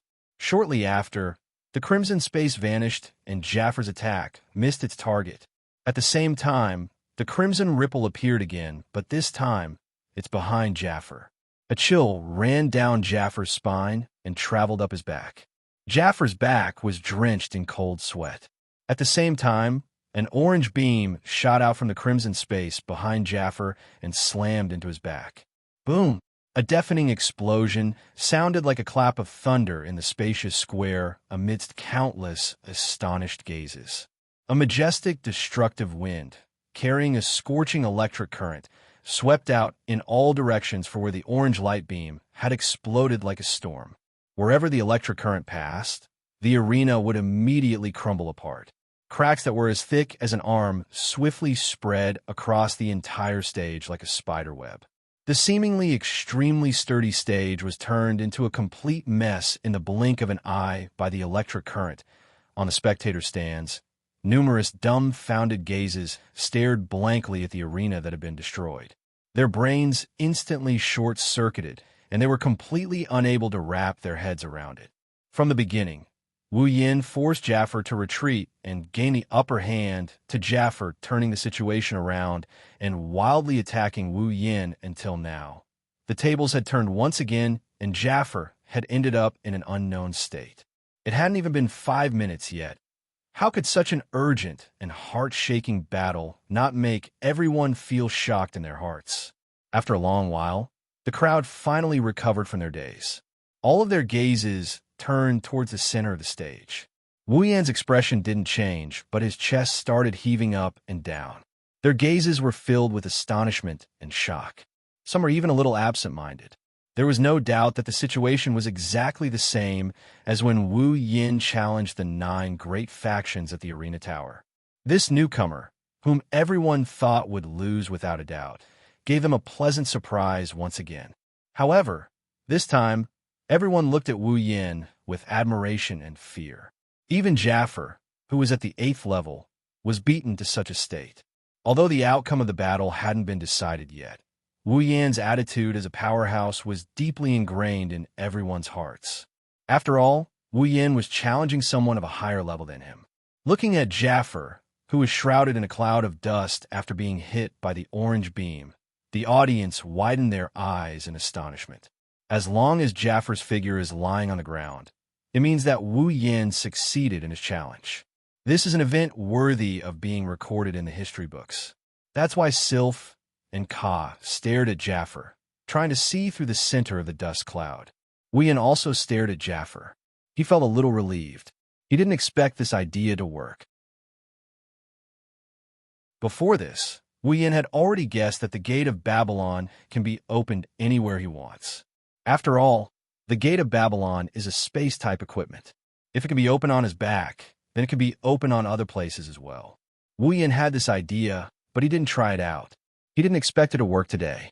With the attention of everyone present, the dust that enveloped Sa-Fa gradually became lighter. A moment later, a gentle breeze gently blew across the arena and swept away the dust. The area that had almost turned into ruins appeared before everyone's eyes at that spot. A tall figure, who was emitting a wild and ferocious aura like a wild beast, gradually appeared in front of everyone's line of sight. Unfortunately, the appearance of this silhouette didn't dispel the notion of failing the cross-realm challenge. Instead, it made Wu Yan's figure even more engraved in their minds. The tall figure's uniform is now in tatters. There's even smoke rising from it. Jaffer's appearance has changed drastically. He looks battered and exhausted. Everyone's eyes froze because Jaffer, who was in a sorry state, lowered his head slightly, and a strange bloody light flashed in his eyes. It was as if it was an injured wild beast that had begun to bite its enemy without regard for anything else.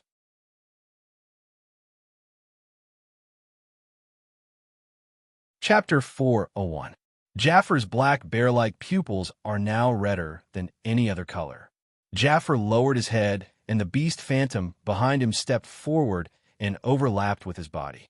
At the next moment, a surge of crimson warrior energy that could condense in a solid state crazily burned on Jaffer's body. Shit! Kaya was shocked. He grabbed the railing in front of him and leaned forward. Looking at Jaffer, he bit his lips. Jaffer. He went berserk. Berserk? What's that? On the other side, Hinajiku and Mikoto also learned about the word berserk from Fei Fei's shocked mouth. Seeing Fei Fei's nervous look and the thick blood aura coming from Jaffer, the two girls' hearts clenched. Fei Fei shook her head and said, Berserk is one of the unique beast-type battle techniques of the Baruba Empire. It's more like a type of buff magic. It allows the user to merge with the shadow of a beast and unleash even more power than normal. Fei Fei shook her head in a serious manner. Even stronger than normal. Hinajiku and Mikoto frowned at the same time. Isn't that troublesome? If it's only troublesome, that's fine. Fei Fei smiled bitterly. Most importantly, those who use Berserk will lose their rationality and turn into a ferocious beast from head to toe.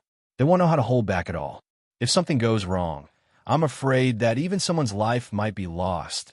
Chuju and Mikoto were shocked, but they quickly calmed down. It sounds like someone might lose their life, but Wu Yin is a primogenitor. Something like that won't happen to him. Lulu, on the other hand, didn't know about this. She started panicking. Fei Fei, what should we do?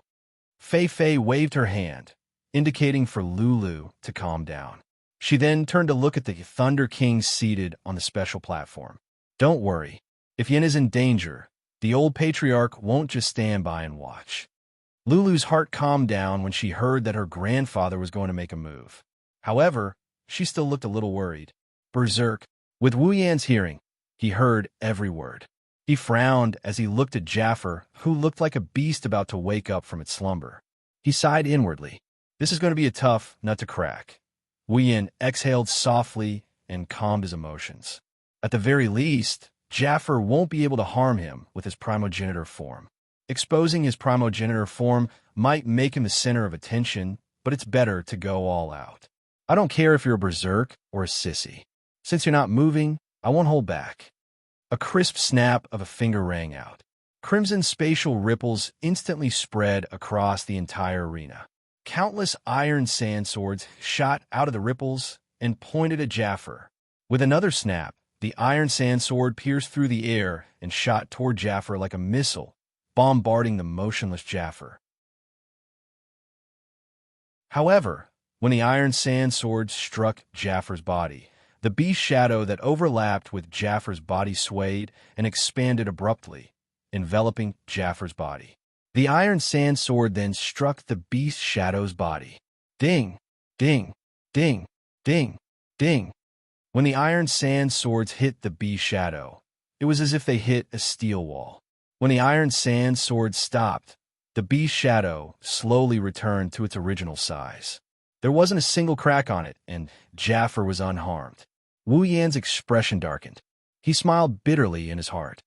This is going to be troublesome. At that moment, Jaffer lifted his head abruptly in his berserk state. Roar! Jaffer let out a roar that sounded like a lion or a tiger. The roar turned into sound waves that swirled around the plaza like a vortex. The audience covered their ears in pain, including some of the stronger students on the high platform. Only Sylph and Ka were able to maintain their composure. In the field, the sound wave hit Wu Yan's body and made his head explode. His mind went blank from the explosion, and his heart started beating fast. Could it be that the sound waves can directly attack someone's mental state? Fortunately, Wu Yan guessed right. Jaffer's roars can affect a person's mental power when he's in berserk mode. This isn't the case for everyone who learned the beast battle technique. It's just that Jaffer's beast battle technique is a variant of the beast battle technique. That's why Jaffer is secretly known as the magician's killer. A magician's mana is directly linked to their mental state. If Sylph and Ka didn't have some tricks up their sleeves, Jaffer would have become the strongest magician in the academy. Wu Yan isn't a magician, but everyone has their own mental power. Even if he's not a magician, he was still affected. His mind blanked out for a split second. Jaffer took advantage of that split second of blankness to get close to Wu Yan. Wu Yan only regained his senses when Jaffer's beastly eyes appeared in front of him. Jaffer's claws came crashing down. Wu Yan's expression changed when he felt the terrifying force coming from Jaffer's claws. Wu Yan gritted his teeth, and a spark appeared on his forehead. In the next moment, crimson ripples appeared around Jaffer. However, it wasn't an iron sand sword that appeared, it was an iron sand whip. Just as Wu Yan expected, the moment the iron sand whip appeared, Jaffer's beastly shadow expanded and protected his body. If it was an iron sand sword, Wu Yan would have been heavily injured by Jaffer's claws. However, the iron sand whip was a different story altogether. The iron sand whips were like ropes. They twisted and wrapped around the beast's shadow, binding it tightly. As the beast shadow was bound by the iron sand whips, Jaffer, who had become one with the beast shadow in his berserk state, suddenly stopped smashing down with his sharp claws. It was this pause that gave Wu Yan a chance. Wu Yan didn't retreat. Instead, he charged forward. His fists were covered in lightning, and the lightning fist was instantly formed. Wu Yan let out a cold grunt and threw both lightning fists at Jaffer.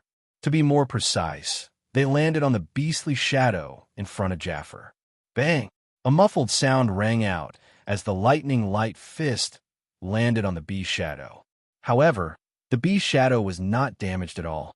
Its defensive power was actually so terrifying. Wu Yan's golden eyes glinted.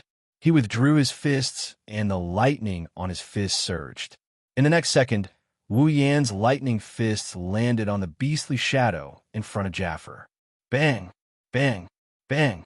Bang! Bang! Bang! This time, it was Wu Yan's turn to unleash a barrage of attacks. Just like how Jaffer attacked the iron sandsword wall, Wu Yan threw a series of lightning fists at the beastly shadow. Of course, the beastly shadow couldn't be imprinted with a single punch. However, as Wu Yan's lightning fists landed, cracks began to appear on the beastly shadow. Everyone on the stands looked at Wu Yin, who turned into a boxer and used Jaffer as a punching bag. They exchanged glances with each other, feeling a little resentful. They finally realized that Jaffer wasn't the only beast in the academy that could become a beast. If Wu Yin went to the Baruba Empire to learn beast combat skills, he would become a beast as well. As time passed, the sound of the lightning light fists striking the beast's shadow continued to resound in the air above the square. Not long after, cracks finally appeared on the beast's shadow.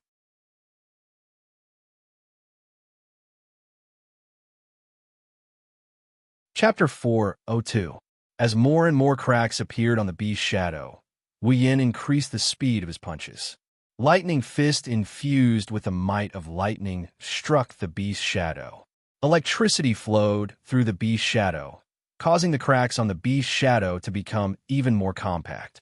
Just as the lightning light fist was about to shatter the shadow, a strange phenomenon occurred. The iron sand whips that bound the shadow and restrained Jaffer finally crumbled into iron sand under Jaffer's powerful force. Jaffer regained his freedom. Roar! Jaffer roared. The unique roar caused Wu Yan's mind to go blank. This time, the roar was so close that not only did Wu Yan's mind go blank, but Wu Yan also felt a sharp pain in his head. Jaffer stared at the stunned Wu Yan and did not show any mercy. The claw that he had struck out earlier slammed into Wu Yan's chest. At this critical moment, a wave of energy finally emerged from Wu Yan's mind. It penetrated the surface of Wu Yan's body and formed an invisible dragon-shaped armor on Wu Yan's body. It was the spiritual dragon armor that had been transformed into a noble relic.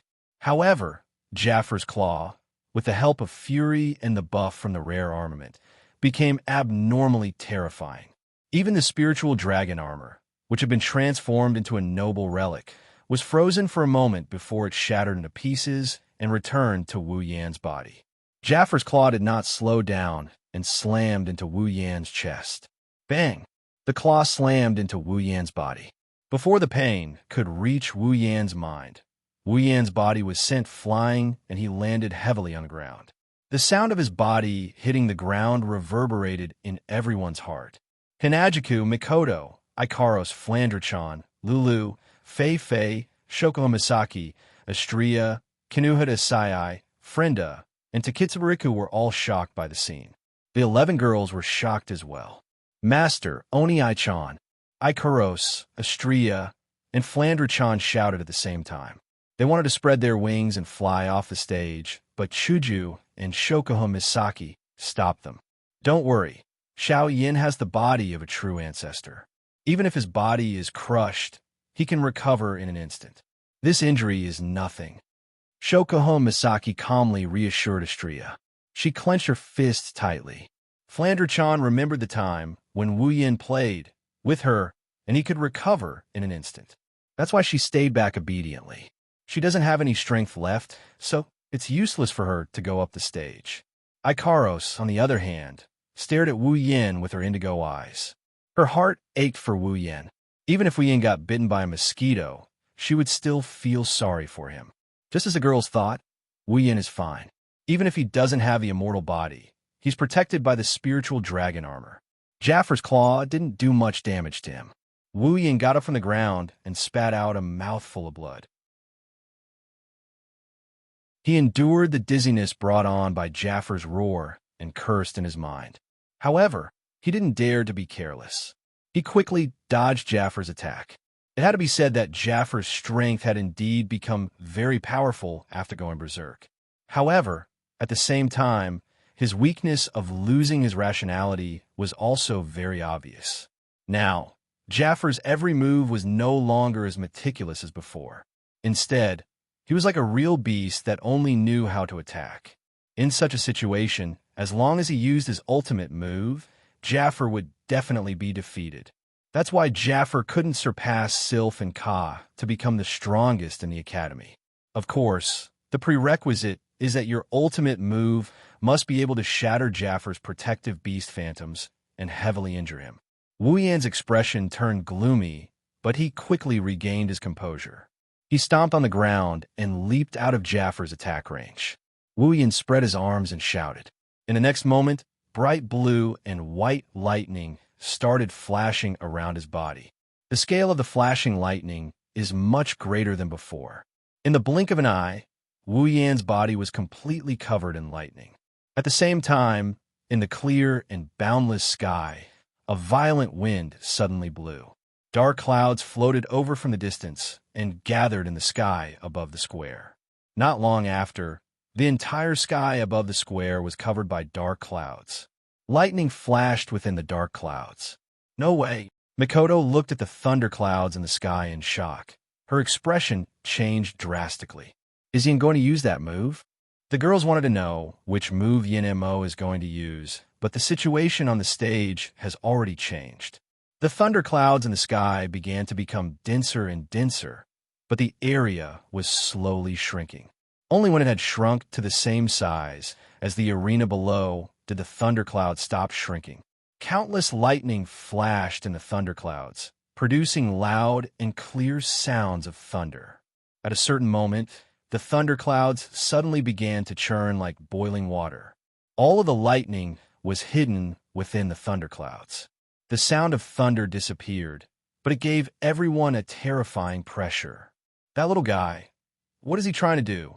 At this moment, the Thunder King's heart was also a little uneasy. It was not that he was afraid, but if something went wrong and an accident happened, it would be terrible. Wu Yan made his move.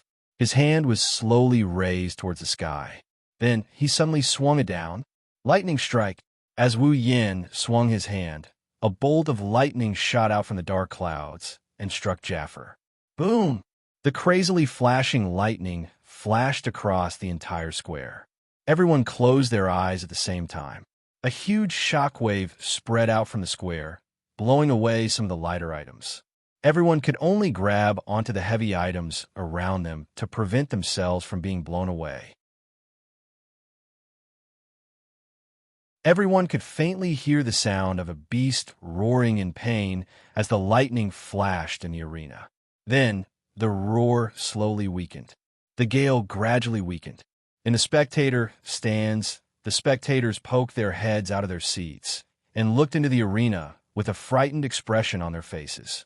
When they saw the situation clearly, everyone looked at each other in dismay. The arena can no longer be called a stage. It's now a pile of rubble. Both Jaffer and Wu Yan are lying on the ground. Yin, little Yin, Master, Oni-chan. The group of young ladies on the tall platform were all shocked. The Thunder King, who was on the special tall platform, also looked at the arena in surprise. Then, he stood up and flew down the platform, arriving beside the two of them. He reached out and checked their bodies. After a while, the Lightning King let out a sigh of relief. When the girls saw the Lightning King leave the stage, they all came down from the stage. Yin! Lulu pounced on Wu Yan. When she saw that Wu Yan was unconscious, she quickly asked the Lightning King, "Grandpa, what happened to him?" Don't worry. He's fine." The Lightning King didn't know whether to laugh or cry. He just fainted because he suffered a mental shock. He'll be fine after some rest. The girls sighed in relief.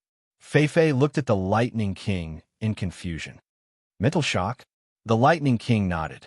In the final attack, Jaffer was defeated by the little guy. However, when the lightning struck, Jaffer let out a beast roar. Due to his heavy injuries, the roar's power increased exponentially. The mental shock was also great. Naturally, he fainted. The Lightning King stood up after he finished speaking. For this match, I hereby announce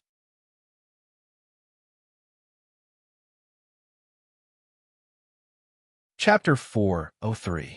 After an indeterminate amount of time, Wu Yan's consciousness slowly returned to his head. When a sliver of consciousness returned, Wu Yan immediately recalled his battle with Jaffer. He opened his eyes and sat up. When he sat up, he noticed that he wasn't in the plaza. He was in his own room in the villa, sleeping on his own bed. Wu Yan looked around blankly and knocked his head. He finally remembered that he fainted because of Jaffer's scream during his battle with him. Wu Yan wanted to yell at him, but before he could open his mouth, a soft voice came from beside him. The tone of the voice was filled with pleasant surprise. "Master, Ikaro stood beside Wu Yan's bed and watched Wu Yin bounce up from his bed. Her face was expressionless, but her indigo eyes didn't conceal her joy. Ikaros. Wu Yan's heart, which had been ravaged by 10 million alpacas, became active when he saw the joy in Ikaros' eyes. Even the gloominess of being knocked out by Jaffar's scream dissipated. "Master, are you all right?" Ikaros took 2 steps forward and crouched down. She said in a worried tone. What she didn't notice is that as she crouched down, more than half of her big breasts that couldn't be restrained by the uniform got exposed. A certain cleavage is so deep that Wu Yin almost jumped right into it. "I'm fine." Forcing a smile, he quickly averted his gaze. If he keeps looking at her like this, he's going to turn into a wolf. "Big brother, you're finally awake." The door was violently flung open. Before Wu Yin could react, a small figure rushed into the room with lightning speed. Halfway through, she jumped up and threw herself into Wu Yan's arms. "Flan!" Wu Yin quickly caught Flandra-chan in his arms. When Flandra-chan arrived, Chuju, Mikoto, Shokuho Misaki, Astria, Kinu Hadasai, Frenda, and Takitsubu Riku came in as well. Seeing that all the girls are here, Wu Yin flinched and asked in surprise, "Why are you all here? Is there no need for the tournament?" Hearing this, the girls couldn't help but roll their eyes at Wu Yin. Hinajiku put her hands on her hips and said, "What school tournament? Ended a long time ago. It's already over?" Wu Yin was really surprised this time. How did it end so fast? Fast! Shokuho Misaki sat beside Wu Yan's bed and looked at Wu Yin with a half-smile. "Do you know how long you've been sleeping?" Wu Yin was stunned again when he heard Shokuho Misaki's words. Shokuho Misaki said, "You've been sleeping for an entire day." "Nanny!" Wu Yin jumped up from the bed. "An entire day? Are you sure it's an entire day?" The girls nodded at the same time. Wu Yin choked on his breath and lowered his head in dejection. He didn't think that he would be so fragile. He slept for an entire day just because someone called him. Wu Yin sighed and looked at the girls. "So, what's the result of the tournament? Who's the final champion?" Wu Yin asked. Astria raised her head proudly and snorted proudly. Wu Yin raised an eyebrow. "Astria won't be the final champion, right? Is that strange?"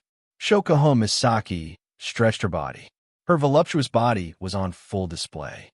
Astria's level is already above all the other participants. She also has 2 powerful rare armaments. It won't be hard for her to become the champion. Wu Yin was speechless when he saw Shokuho Misaki's satisfied expression. "That's true, but since Astria is the champion, you should be the one who benefits the most. Era. You can't say that." Shokuho Misaki giggled. Astria-chan is also a member of Starlight Queen. Now that she's the champion of the tournament, it's only natural that Starlight Queen would rise in status as well. Wu Yan's mouth twitched. He said in a flustered tone, "Where did you learn so many idioms?" Wu Yan pondered for a moment. "Then, the new rankings are out, right?" The girls looked at each other. Shokuho Misaki said, "Yeah, they came out after the tournament ended. The top 3 are Astria, Sylph, and Mikoto.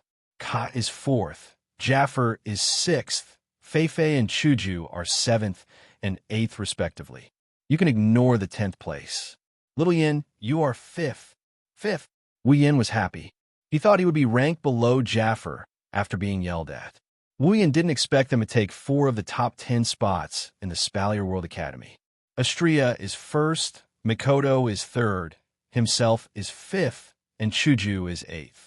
Of the 3 strongest students in the academy, only Sylph is in the top 3.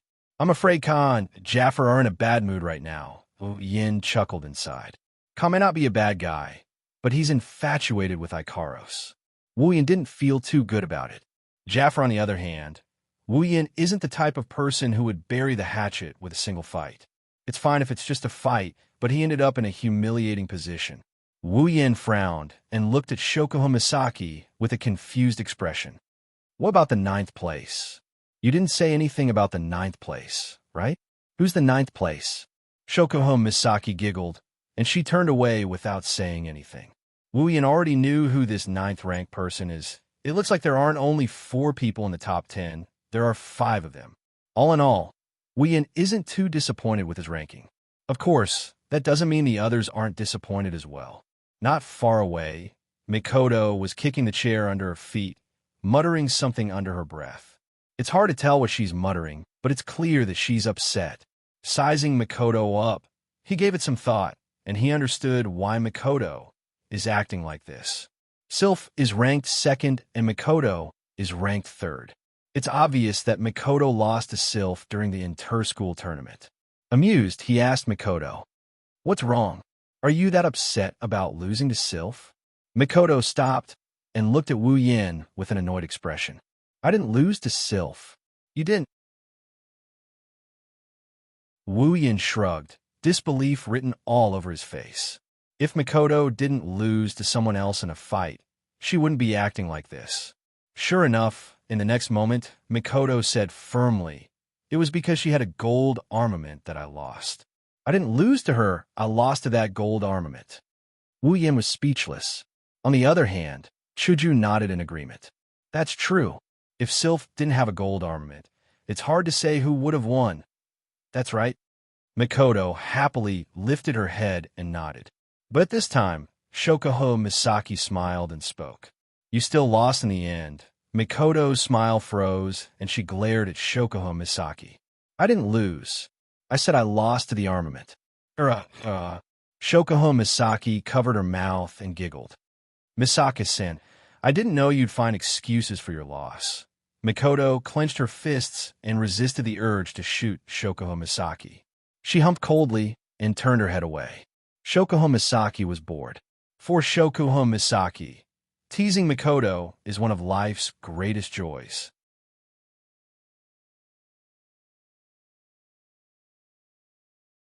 Chapter 404. Opening up the system, there was already a notification. His fight for ranking mission had already reached the top 10. Next, it was time to fight for the top 3. However, the top 3, Wu Yin glanced at Astria and then at Mikoto before lowering his head in dejection. These two girls, if he were to go up against them, he wouldn't stand a chance against them. Astria's level is much higher than mine. She's even stronger than Jaffer. Plus, she's a melee angel. Her combat prowess is off the charts. She's one of the top 3 fighters in our group. I already had a hard time going up against Jaffer. I'm sure Astria will be a piece of cake if I go up against her. Mikoto's level is about the same as Jaffer's, but she's using her abilities. It's not wrong for her to say that she only lost to Sylph because of her gold armament.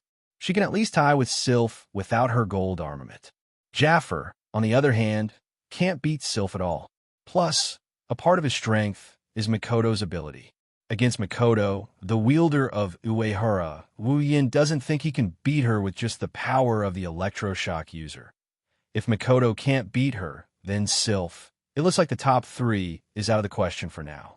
As for the Tower of Arena Quest, Wu Yin is currently at the 6th floor. If he wants to challenge the floor master of the 6th floor, he can do so at any time.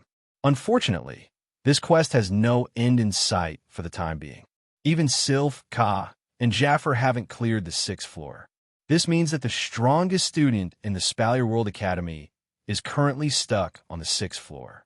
Even if he goes up, he won't stand much of a chance. The 2 quests in Silveria World Institute won't make any progress in a short period of time, unless I reach level 70. After the battle with Jaffer, Wu Yin noticed that he leveled up to level 69.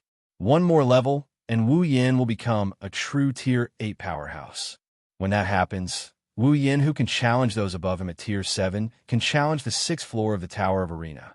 However, this one level might seem easy, but it's actually very far away. After all, tier and level are 2 completely different things. Wu Yin still remembers how long it took Mikoto to level up. If it wasn't for the help of the 20,000 sisters who fought in the Behemoth Forest, he wouldn't have reached level 69 even if he defeated Jaffer. That's why it's going to take a lot of effort to level up. Should I make another plan? The girls in the room noticed Wu Yan's silence. They all turned to look at Wu Yan. What are you thinking about? Shokuho Misaki was the closest to Wu Yan, so she was the first to notice Wu Yan's contemplative expression. Wu Yan's expression told her that Wu Yan has something to announce. Looking at the girls, Wu Yan made up his mind, and he told the girls, "I am thinking Maybe we should head to the next dungeon world. The girls looked at Wu Yan. Chuju came to Wu Yan's side and asked, "Why do you want to go to a dungeon all of a sudden?" Wu Yan shrugged and helplessly continued, "You guys know that I have 2 missions in the academy, right? Currently, these 2 missions are within the scope of my abilities. I can't do anything more than that with my current strength." "Super, is that so?" Kanuha Tasai tilted her head and looked at Astria. "If you super make Astria surrender, wouldn't you be able to super complete the fight for ranking mission? If only it was that easy." Wu Yan rolled his eyes and continued in an annoyed manner. "The problem is that the system doesn't recognize it. If there isn't a huge disparity in strength, then that's fine. The system can still determine if the user is competent enough, so it will recognize it. However, between me and Astria, honestly, don't you think there isn't a huge disparity in strength between us?" The girls laughed dryly when they heard Wu Yan's words. They agreed that Wu Yan and Astria's strength was too far apart. "So, you want to enter a dungeon and use the time difference between the dungeon and the Spalier world to level up?" Shokuho Misaki asked in realization. "This is one of the reasons why I can earn some points. I can exchange them for abilities or armaments to increase my strength. Of course, this is only one of the reasons." Wu Yan smiled mysteriously. He extended his hand, and a beautiful crystal appeared in his hand. The girls stared at it in awe. "Mysterious crystal?" Chuju asked hesitantly. "Isn't that the mysterious crystal he got from Butler Whirlwind?" Under the watchful eyes of the girls, Wu Yan nodded, and he raised the crystal above his head. "When I was in the Magic Catalog world, I obtained 2 special items, Control Brain and Dark Matter Crystal. According to the system, these 2 special items are used to unlock the mysterious crystal." Shokuho Misaki narrowed her eyes and said thoughtfully, "So, you're saying you're going to the dungeon to unlock the mysterious crystal?" "That's right." Wu Yan smiled. "I've asked the system. There's a total of 5 special items needed to unlock the mysterious crystal. These 5 special items aren't fixed. As long as they're related to the unsealing of the mysterious crystal, then it'll be enough. The Control Brain and the Dark Matter Crystal are 2 of the 5 special items needed to unlock the mysterious crystal. As for the remaining 3, I'm not very clear about their specific qualities for the time being, but I do have a clue about one of them." "So you're saying—" Chuju wrinkled her nose and looked at Wu Yan. "The dungeon you're going to is the one with the unlocked items?" Wu Yan nodded. The girls fell silent. Shokuho Misaki rested her chin on her hand and muttered to herself, "Little Yan, I'm afraid I can't go with you this time." Wu Yan was stunned. He looked at Shokuho Misaki and asked, "Why?" Shokuho Misaki shook her head regretfully. "It's because Astria became the champion and Starlight Queen became the target of public criticism. There are a lot of things to deal with, and the 5 of us won't be able to leave for the time being. Since you're going to the dungeon, you'll have to stay for at least a month or 2. That's about a day here. If I'm not at HQ for an entire day, something will go wrong." Shokuho Misaki clasped her hands and apologized. "I'm sorry, Little Yan. Astria, AI-chan, Frenda, Takitsubu, and I won't be able to go with you this time. I'm not going either." Makoto clenched her fists and said angrily, "I still want to get my revenge on Sylph. I won't rest until I defeat her." "Oni-chan, Flan can't go either." Flander-chan stuck her tongue out. "If Flan isn't here, Laline-chan will be lonely. Since everyone else isn't going, then I'll pass as well. Even if you stay there for a year, it'll only be 3 or 4 days here." Chuju waved her hand with a smile. Wu Yan's mouth was wide open as he looked at the girls who refused to go with him. He didn't expect this to happen. He slowly turned around and looked at Ikaros. Before Wu Yan could say anything, Chuju and Makoto pulled Ikaros away and said in unison, "If you take Ikaros away, who's going to cook for us?" Wu Yan almost couldn't catch his breath. Shokuho Misaki shook her head and stuffed a space ring into Wu Yan's arms. She blinked her eyes cutely. "Looks like you'll have to go to the dungeon by yourself. Inside the space ring are some magic crystals and other items that we sisters collected in the Behemoth Forest. I'll give them to you as a parting gift." Wu Yan's face was covered in tears. You're tuning in to the Warrior Lore YouTube channel. Don't forget to subscribe and join us on this journey to catch the most captivating stories.